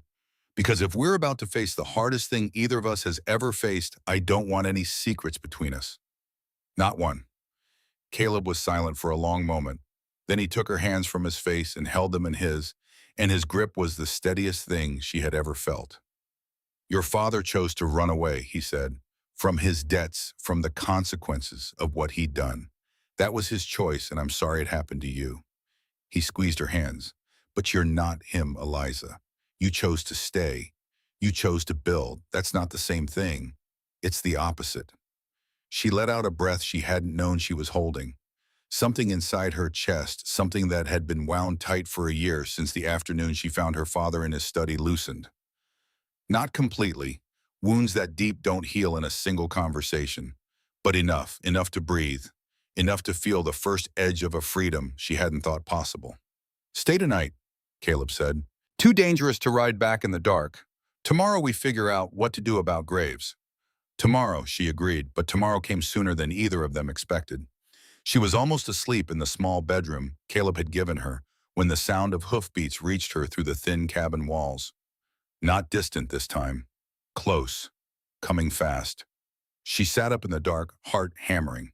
3 sharp knocks on the door. Not Caleb's knock. He was in the barn. Then a voice calm as a Sunday sermon calling through the wood. "Mr. Thornton, my name is Silas Graves. I believe we have business to discuss." And somewhere outside in the darkness between the cabin and the barn, Eliza heard the unmistakable sound of a rifle being cocked. 7 days, Graves had said. He had lied. Eliza did not breathe. She did not move. She sat in the dark of Caleb's bedroom with the quilt clutched to her chest and listened to the silence that followed the knock, a silence that was worse than the knock itself because silence meant calculation. Silence meant patience, and patience in a man like Silas Graves was more dangerous than any gun. Then Caleb's voice from somewhere outside, from the direction of the barn. Calm, flat, the voice of a man who has been expecting this moment and has already decided how it ends. "You're early, Graves. Thought I had 7 days. I'm an impatient man, Mr. Thornton. It's a character flaw. My mother always said so." Eliza moved to the window, pressed herself against the wall beside it, and looked out through the gap between the curtain and the frame. Moonlight turned the yard silver. She could see 3 horses tied to the fence rail. 2 men standing near the porch, rifles held loose but ready. And Graves himself dismounted, standing in the open with his hands clasped behind his back, like a man admiring a garden. He was exactly as Tom had described him. Tall, lean, with a stillness about him that was not calm, but rather the absence of anything that resembled normal human warmth. Caleb stood at the corner of the barn 20 feet away. He had the Winchester. His posture was relaxed in the way that a coiled spring is relaxed, every muscle controlled, every angle calculated, ready to move in any direction at any speed. "Nice place you've got here," Graves said, turning slowly, taking in the cabin, the barn, the fences, the dark shapes of cattle on the distant hills. "Built it yourself, I hear. Every post, every beam. That takes a certain kind of man." He paused. "Also takes a certain kind of man to hold on to something when the smart move is to let it go. State your business and get off my land." "My business is simple." Graves reached into his coat and produced a folded paper. "Bill of sale. Fair price. More than fair, actually. Enough to start over somewhere else. Somewhere without the railroad breathing down your neck." He held the paper out. "All you have to do is sign." "No. You haven't even heard the number." "Don't need to. The answer's the same as it was the first 3 times you sent someone up here." "No." Graves lowered the paper. His expression did not change. That was the thing about him that would stay with Eliza long after this night was over, the way his face maintained its pleasant arrangement regardless of what was happening behind it. He could have been discussing the weather. He could have been ordering dinner. The smile never reached his eyes because there was nothing behind his eyes for it to reach. Mr. Thornton, I've been doing this for a long time. I've acquired 37 properties in this territory in the past 18 months. 37 families who understood that progress doesn't ask permission. The railroad is coming through here next spring, and it's coming through your land, and the only question is whether you profit from that inevitability or whether you become an obstacle that needs to be removed. I've been an obstacle my whole life. Haven't been removed yet. There's always a first time. Graves folded the paper and tucked it back into his coat with the precision of a man filing a document he expected to need again soon. I'll give you a few days to reconsider, but I want you to think about something while you're up here alone in the dark. He paused, looked at the cabin, at the window where Eliza was hiding. I understand you've been spending time at that little settlement to the south. Elk Ridge, nice people down there, families, children. Another pause. A school teacher from Philadelphia. The temperature in the yard dropped. Not literally, but something shifted in the quality of the moonlight, in the weight of the air, in the way Caleb's shoulders changed angle by a degree that was invisible to anyone who wasn't watching for it. I'd hate for anything to disrupt their peaceful little community, Graves continued. I really would. I'm not a violent man by nature, Mr. Thornton. But nature has a way of adapting to circumstances. He mounted his horse with the fluid ease of a man who spent more time in the saddle than out of it. A few days, think it over. The three riders disappeared into the darkness. The sound of hoofbeats faded. The yard was empty again, silver and still under the moon. Caleb didn't move for a full minute after they were gone. He stood at the corner of the barn with his rifle pointed at the ground and his head slightly tilted, listening, making sure they were truly gone and not circling back, making sure the silence was real. Then he lowered the rifle and walked to the cabin. Eliza met him at the door. His face was hard in the lamplight, hard, and set the gentleness she had seen earlier that evening buried under something older and colder. He knows about you, Caleb said, about Elk Ridge, about all of it. I heard. You should go back in the morning. Back to Elk Ridge. Stay there. He won't move against the settlement directly. Too many witnesses. Too much attention. And leave you here alone against how many men? Eliza. No. The word came out with a force that surprised them both. She stepped forward into the doorway blocking his path. I did not ride half a day through the dark to warn you about Silas Graves so that I could ride away in the morning and leave you to face him alone. I told you, we face this together. This isn't your fight. Everything about you is my fight. She held his gaze, and something in her expression, the certainty of it, the absolute refusal to be moved, made him stop arguing. Not because he agreed, because he recognized that arguing with this particular woman about this particular subject was like arguing with the mountain about whether it intended to stay where it was. 7 days, she said. That's what he originally promised, and he came early, which means his timetable is shorter than he's letting on.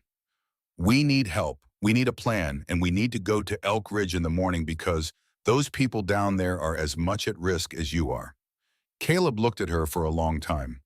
The woman who had been on her knees on a train platform weeks ago, who had owned nothing but 17 cents in a carpet bag and the remnants of a dignity that most people would have abandoned. That woman was gone. In her place stood someone he barely recognized and completely trusted. All right, he said, Elk Ridge, in the morning, together. They rode into Elk Ridge before noon the next day. Tom Braddock saw them coming and met them at the edge of the settlement, already reading the situation from their faces. Groves, he asked, came to the cabin last night, Caleb said. 3 men, made his pitch. I declined. He mentioned Elk Ridge by name. Mentioned the school teacher. Tom's expression darkened.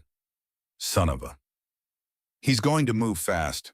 Faster than 7 days. The railroad's pushing boss him. He needs my land before spring. What do you need? Men, guns, information. Whatever this settlement can spare. Tom looked at Caleb, then at Eliza, then back at Caleb. You know I'll help, but we need to do this smart. Graves has got at least 10 men, maybe 12. We ride up there half-cocked, we're all dead. I'm not asking anyone to die. I'm asking for help making a plan. Tom called a meeting that evening. All 8 families gathered in the schoolhouse, the same room where Eliza taught their children geography and arithmetic and how to spell words like courage and community. The irony was not lost on her. 6 families agreed to help immediately. The Dawsons, the Callaways, the Bradshaws, the Millers, and 2 others whose names Eliza was still learning. 2 families hung back fearful, their eyes on their children, calculating the cost of involvement against the cost of standing aside.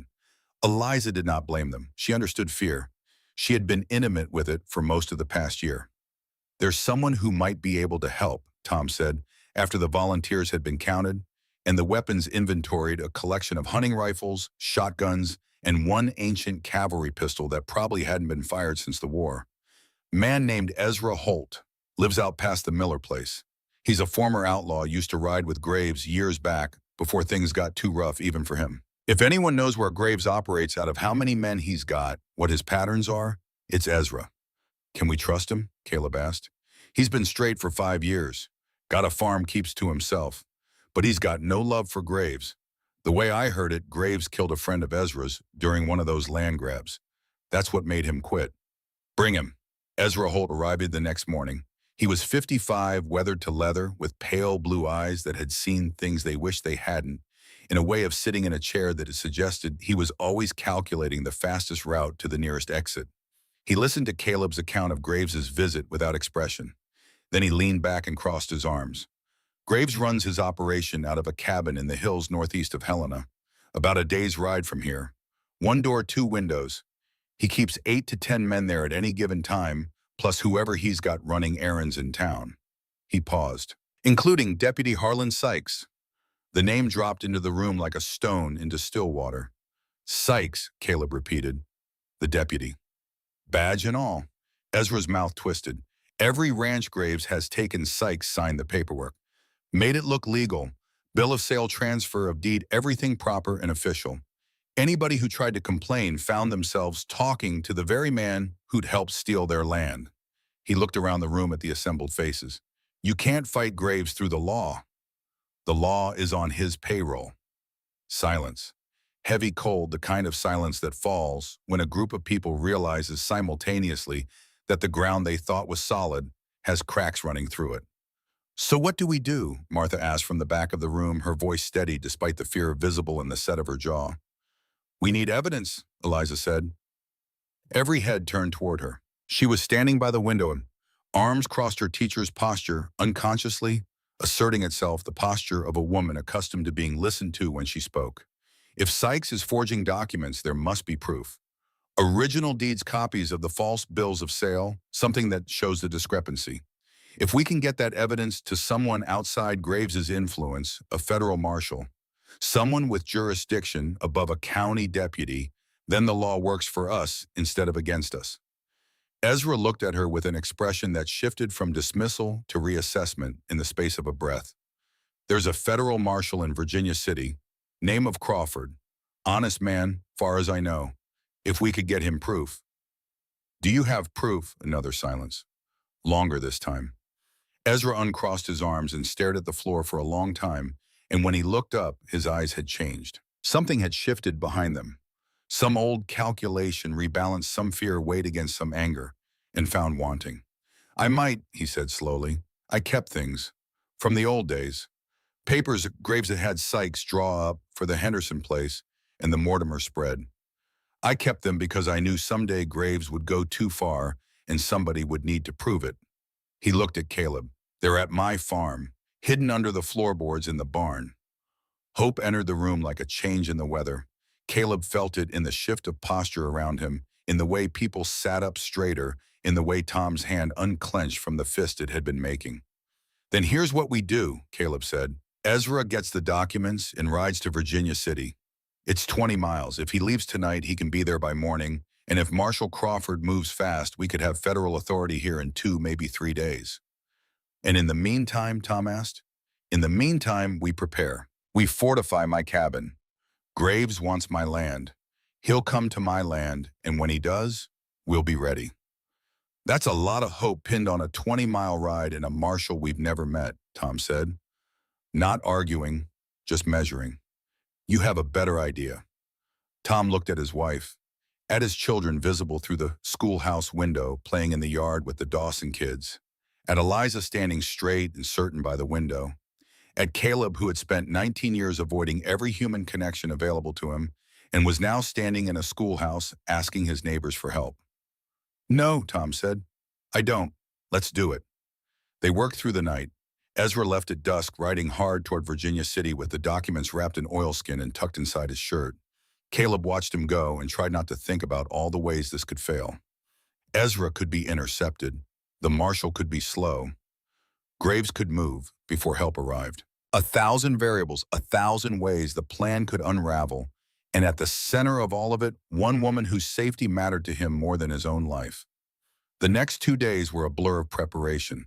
Caleb and Tom and 5 men from Elk Ridge fortified the cabin. They reinforced the shutters, dug shallow trenches with good sight lines, positioned water barrels and ammunition at strategic points. Caleb directed the work with an efficiency that surprised people who had only ever known him as the quiet mountain man who came to town for supplies and spoke in sentences of 3 words or fewer. But 19 years alone in the mountains had taught him things that had nothing to do with solitude. They had taught him terrain. They had taught him angles and distances in the mathematics of defense. They had taught him that the difference between living and dying was often nothing more than knowing the ground better than the man who was trying to take it from you. Martha arrived with the women and children on the second day. "You are not leaving us down there without the men," she said when Caleb protested. "If Graves decides to hit Elk Ridge while you're all up here playing soldier, we're sitting ducks. At least here we're together." She was right and he knew it, and the fact that Martha Braddock could read tactical situations as clearly as any cavalry officer was just one more reminder that the frontier did not produce soft people. The women and children settled into the cabin. Martha organized them with the same no-nonsense efficiency she applied to everything, assigning tasks, managing supplies, keeping the children calm and occupied. Sarah Calloway helped moving among the younger children with a steadiness that belied her 14 years. Henry Dawson asked why everyone was carrying guns. "To protect our home," Martha told him. "Whose home? All of ours, sweetheart." The boy nodded as if this made complete sense, which in his 5-year-old understanding of the world it did. Home was where the people you loved were. You protected the people you loved. The logic was simple and unassailable, and Martha had to turn away so he wouldn't see her eyes fill. On the evening before they expected Graves to move, Caleb and Eliza stood on the porch of his cabin and looked out at the land he had built his life on. The sun was setting behind the mountains, throwing long gold shafts through the pines, and the very air smelled like wood smoke from the campfires, where the men from Elk Ridge were eating their supper and checking their weapons and trying not to think about tomorrow. "If this doesn't work," Eliza began, "it will work, because it has to." She took his hand. His fingers closed around hers, rough and warm and steady. 19 years, he said quietly. 19 years I had nothing worth protecting, nothing worth losing. I built this place, and I filled it with cattle, and I told myself that was enough. That land and livestock were all a man needed. He turned to look at her, and something in his expression made her breath catch. "I was wrong. I was wrong about all of it, and I'm sorry it took me so long to figure that out. You figured it out. That's what matters. If something happens to me tomorrow, nothing is going to happen to you." She put her finger against his lips, and the intimacy of the gesture, the trust it implied, made his breath catch. "You promised me. On this porch. You promised you would be here in the morning." "I did." "Then keep your promise, Caleb Thornton. I intend to hold you to it." He kissed her forehead, pulled her close, held her against his chest while the last light faded and the stars came out one by one over the mountains. Inside the cabin, Martha was putting the children to bed. Henry's voice drifted through the window, asking one more question before sleep claimed him. "Miss Martha, are the mountains scared too?" "Mountains don't get scared, honey." "Then I'll be a mountain." Silence. Then Martha's voice, thick with something she was trying to hide. "You do that, sweetheart. You be a mountain." Caleb felt Eliza's hand tighten on his. Neither of them spoke. Some moments were too full for words. They came before dawn. Caleb heard them first. The sound that pulled him from the shallow doze he'd been maintaining in a chair by the front window, rifle across his knees, ears tuned to the frequencies of danger. Hoofbeats. Multiple.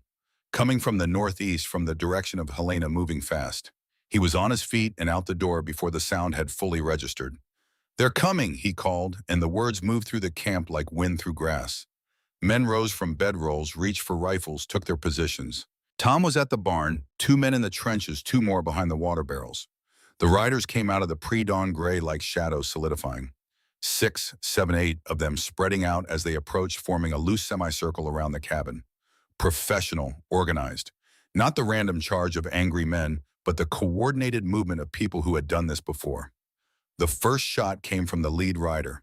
It punched through the shutter beside Caleb's head, sending splinters flying.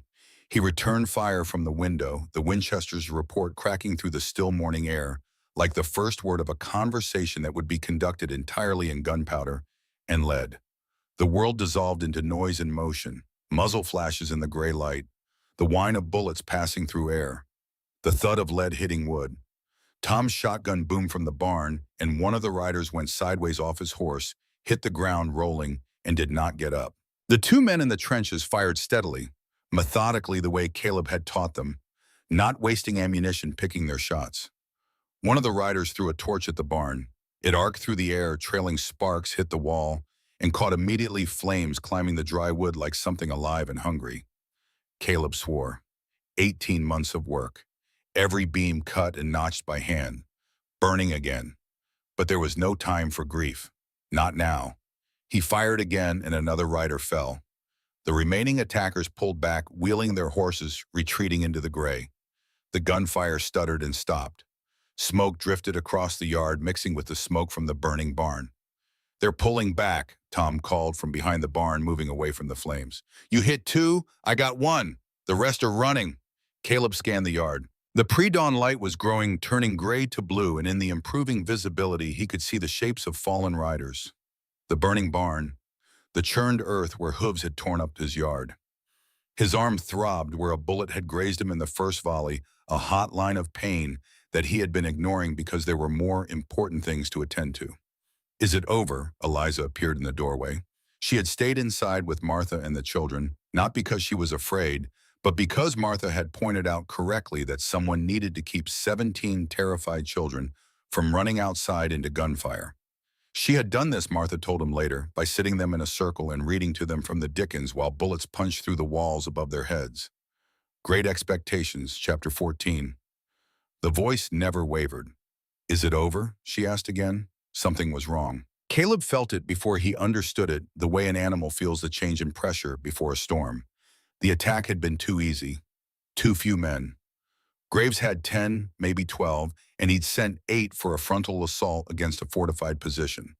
That wasn't strategy. That was a diversion. The realization hit him like ice water. He spun toward the back of the cabin, toward the tree line, toward the direction no one had been watching, because everyone was focused on the riders coming from the northeast.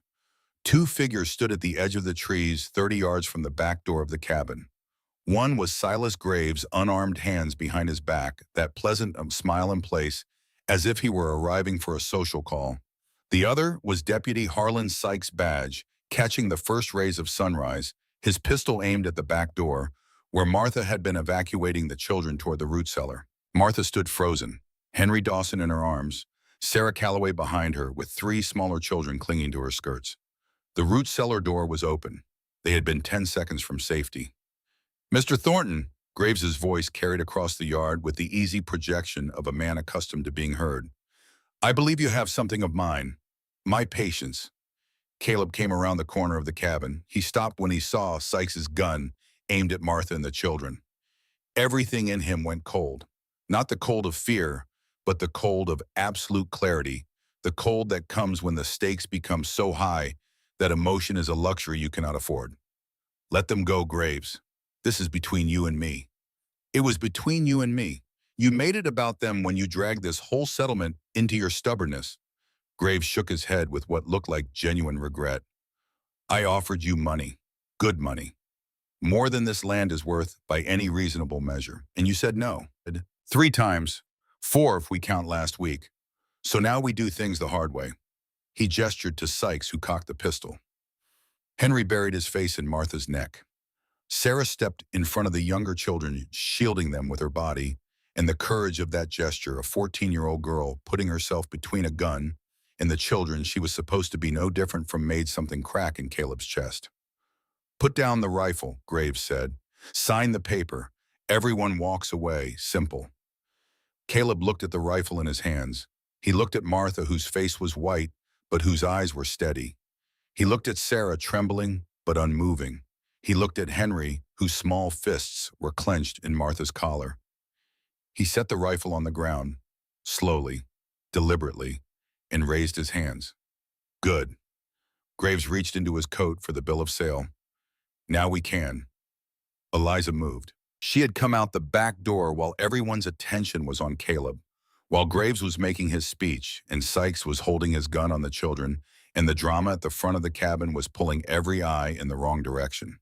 She had picked up a garden hoe from where it leaned against the cabin wall, a heavy iron thing that Tom had brought up 2 days ago, and she had crossed the 15 feet of open ground between the door and Deputy Sykes with the absolute silence of a woman who had spent the past 3 weeks learning to move through this landscape without disturbing it. One swing, clean and sure, and aimed at the arm that held the pistol. The iron head of the hoe connected with Sykes's forearm with a crack that was audible across the yard. Bone-breaking. The gun fell. Sykes screamed. Martha scooped Henry up and ran for the root cellar. Sarah pushed the other children ahead of her. They were underground and the door was closing before Sykes's knees hit the dirt. Caleb moved in the same instant. He covered the distance to Graves in 3 strides, and he did not reach for the rifle on the ground because he did not need it. Years of swinging axes and hauling timber and wrestling cattle and surviving every kind of hardship the Montana mountains could invent had built him into something that did not require a weapon to be dangerous.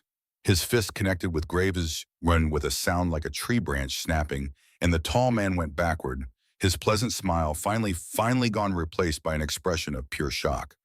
Graves hit the ground, tried to rise. Caleb hit him again. The second blow was not about anger, though there was anger in it.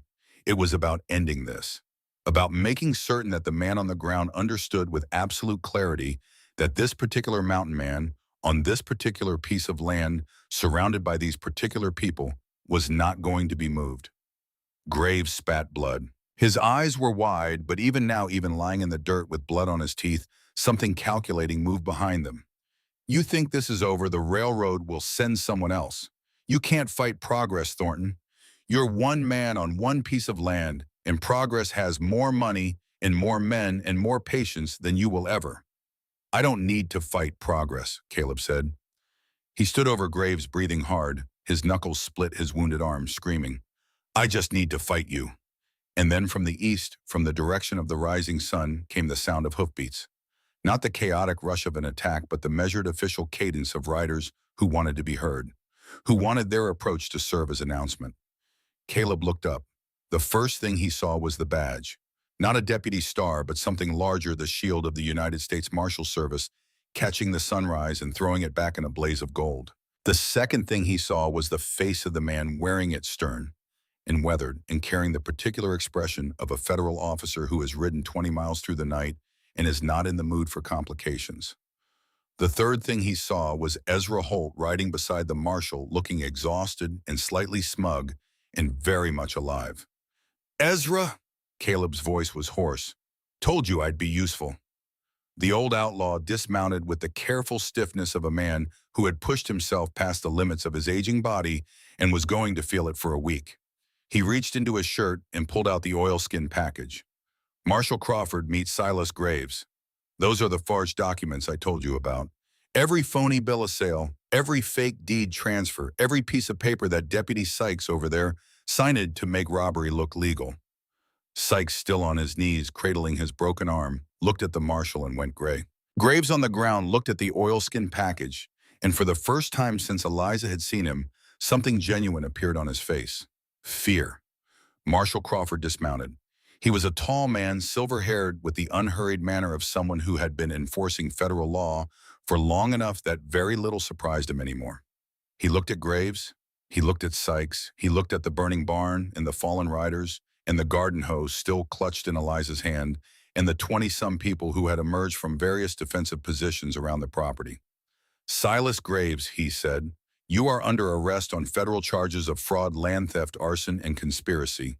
Deputy Sykes, you are relieved of your badge and under arrest on charges of corruption, forgery, and aiding criminal enterprise.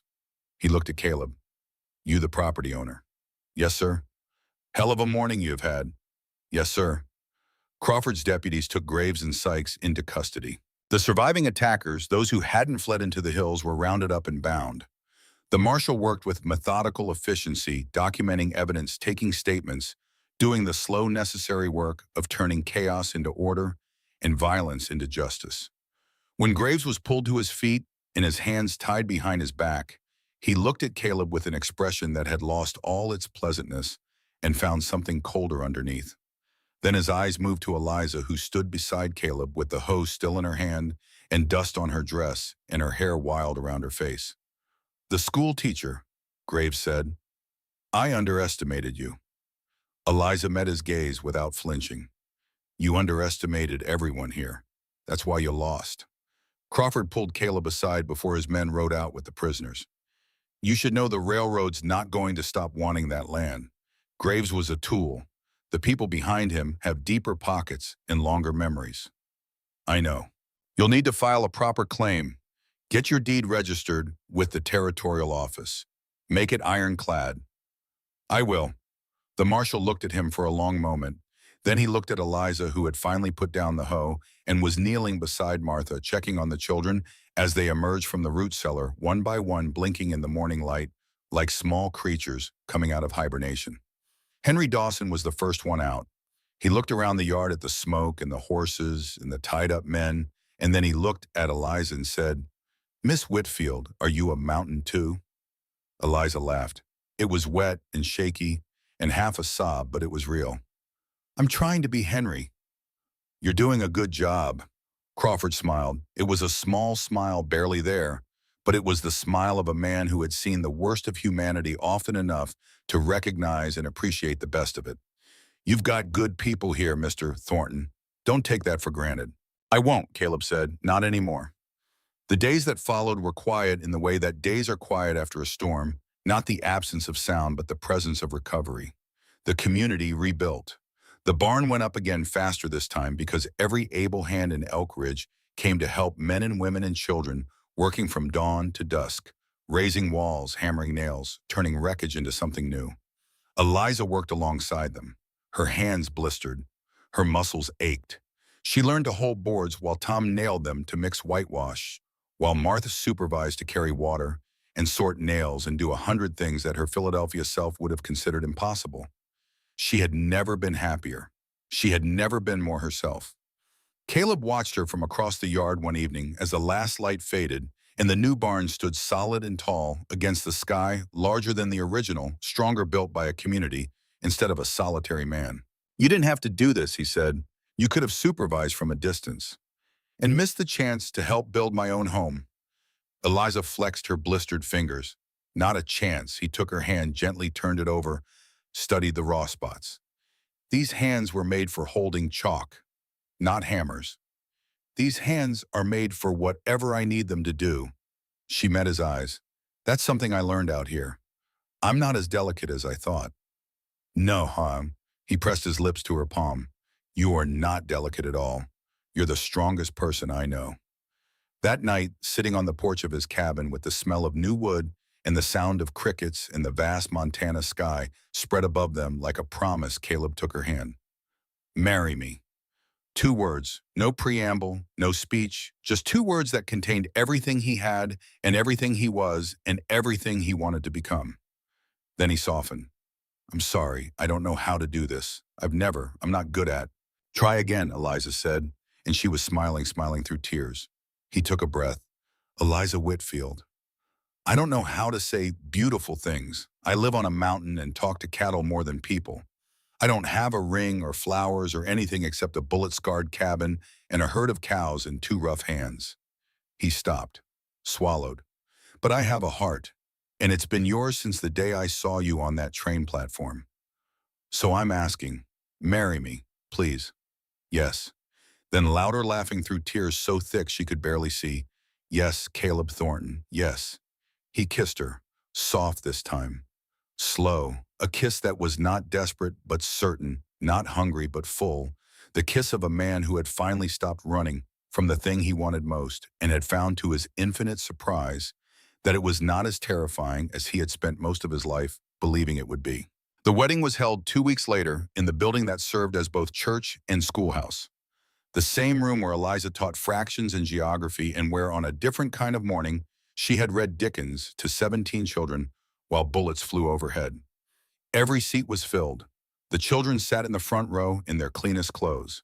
Behind them, their parents and grandparents, and Ezra Holt, who had been invited reluctantly and who sat in the back corner looking uncomfortable in a borrowed suit but unmistakably present. Caleb stood at the front in a new suit Tom had helped him buy in Helena, his hair cut, his face freshly shaved, his hands shaking in a way that no bear or blizzard or gang of land thieves had ever managed to produce. When Eliza appeared in the doorway in the cream-colored dress Martha had altered, with lace at the collar and cuffs, and a small bouquet of wildflowers in her hands, he forgot how to breathe. She walked toward him on Tom's arm, and every step was a journey. From the train platform to this moment, from 17 cents to this fullness, from a woman who had nowhere to go to a woman who was exactly where she belonged. "You came," he whispered when she reached him. "Did you think I wouldn't? Been terrified all morning that you'd realize you could do better." "There is no better, Caleb Thornton. There's only you." The months that followed were filled with the ordinary work of building a life. Caleb expanded the cabin, adding rooms for the future he was now brave enough to imagine. Eliza continued teaching, riding between the ranch and Elk Ridge 3 days a week. Sarah Calloway at her side now as an assistant, the girl's dream of becoming a teacher taking shape with every lesson. Then one evening, as they sat on the porch watching the sunset paint the mountains in colors that no artist could have invented, Eliza took Caleb's hand and placed it on her stomach. "I need to tell you something." His face went through a transformation that she would remember for the rest of her life. Confusion, then comprehension, then a joy so complete and so overwhelming that it seemed to rewrite every line on his face, erasing years of solitude and grief and replacing them with something luminous. "A baby," he breathed. "We're having a baby." "Are you?" He pulled her into his arms with a tenderness that contradicted every rough edge of his exterior. "This is the greatest gift anyone has ever given me. You've already given me your love, your trust, yourself, but this." He couldn't finish. He just held her, and they both cried, and the mountains watched and did not judge. Rose Thornton was born in late February during a break in the winter storms. Dark hair like her father, eyes that might be green like her mother, a cry that was the most beautiful sound either of them had ever heard. Caleb held his daughter for the first time with hands that had built a cabin and fired a rifle and pulled a woman to her feet on a train platform. And those hands, those rough and capable hands, cradled the baby as if she were made of morning light. "Rose," he said, "after my mother." "Rose Thornton," Eliza whispered. "It's perfect." A year later, Eliza received a letter from Philadelphia. Her Aunt Margaret wrote to tell her that her mother had passed away peacefully in the sanatorium. The letter was short, factual, and devastating. Eliza grieved. Caleb held her. And when the sharpest edge of the pain had dulled enough to allow travel, they went east together, all three of them, Caleb and Eliza and baby Rose, so that Eliza could stand at her mother's grave and say the things she needed to say. She knelt on the damp grass of Laurel Hill Cemetery and told her mother everything. About Caleb, about Rose, about the school and the community and the life she had built in a place so different from where she had grown up. About finding happiness where she least expected it. About learning that strength came in forms she had never imagined. "I forgive him, Mama," she said at last. "Papa, I know what he did. I've carried it alone for so long. But I've learned that people are more than their worst mistakes. He was sick, Mama, and I can't carry the anger anymore. I have to let it go." She pressed her hand against the cool stone, stood, felt lighter than she had in years, as if something that had been coiled tight inside her for so long she had forgotten it was there, had finally gently released. Her Aunt Margaret, older and tired and softened by grief into something approaching warmth, looked at the photograph of Rose and said, "She looks like your mother, when she was young." "Then you've done well, Clara. Better than I ever expected." She caught herself. "Eliza, I'm sorry." Your mother used to call you Clara when she was confused. I suppose it's stuck. It's all right, Eliza said, and it was. They went home, back to Montana, back to the mountains and the canyon and the schoolhouse and the life that Eliza Thornton now had built from nothing but courage and a stranger's kindness. Years passed the way years do when they are full of purpose and love quickly and slowly at the same time, each day a small miracle. Each season a chapter in a story that grew richer with every telling. Rose grew into a girl with her father's dark hair and her mother's green eyes and a curiosity about the world that could not be contained by any fence or wall or mountain range. Sarah Calloway became a teacher just as she had dreamed, taking over Eliza's school and carrying the legacy forward. Elk Ridge grew from a settlement to a town with a general store and a church and a doctor's office and a post office. Caleb served on the town council, and people listened when he spoke because he never spoke unless he meant it. They had two more children, a son named Thomas after Caleb's father, a daughter named Margaret after Eliza's aunt, who surprised everyone by traveling west to meet her great niece and staying 3 months. And through it all, their love remained what it had always been. Not a fairy tale, not a rescue story, but the steady, daily, deliberate choice of two people who had been broken by the world and had decided together to become whole. On an evening many years later, when Rose had children of her own, and the cabin had been expanded twice and the mountains were the same as they had always been, Caleb and Eliza sat on their porch and watched the sunset. His hair was gray now, her hands were lined, but his arm around her shoulders was as steady as it had been the day he pulled her to her feet on a train platform, and her head against his shoulder fit the same way it always had, like a key in a lock, like an answer to a question he had once been afraid to ask. I keep thinking about that day at the station, he said, how close I came to walking past you. I was tired and I wanted to go home, and every instinct I had said to keep moving. But you didn't. But I didn't. He looked at her. Something made me stop. Something made me look at you, really look, and see someone worth helping. What was it? I don't know, maybe fate, maybe just dumb luck. But I'm grateful for it, every single day. You saved me, Caleb Thornton. You saved me right back. Then I guess we saved each other.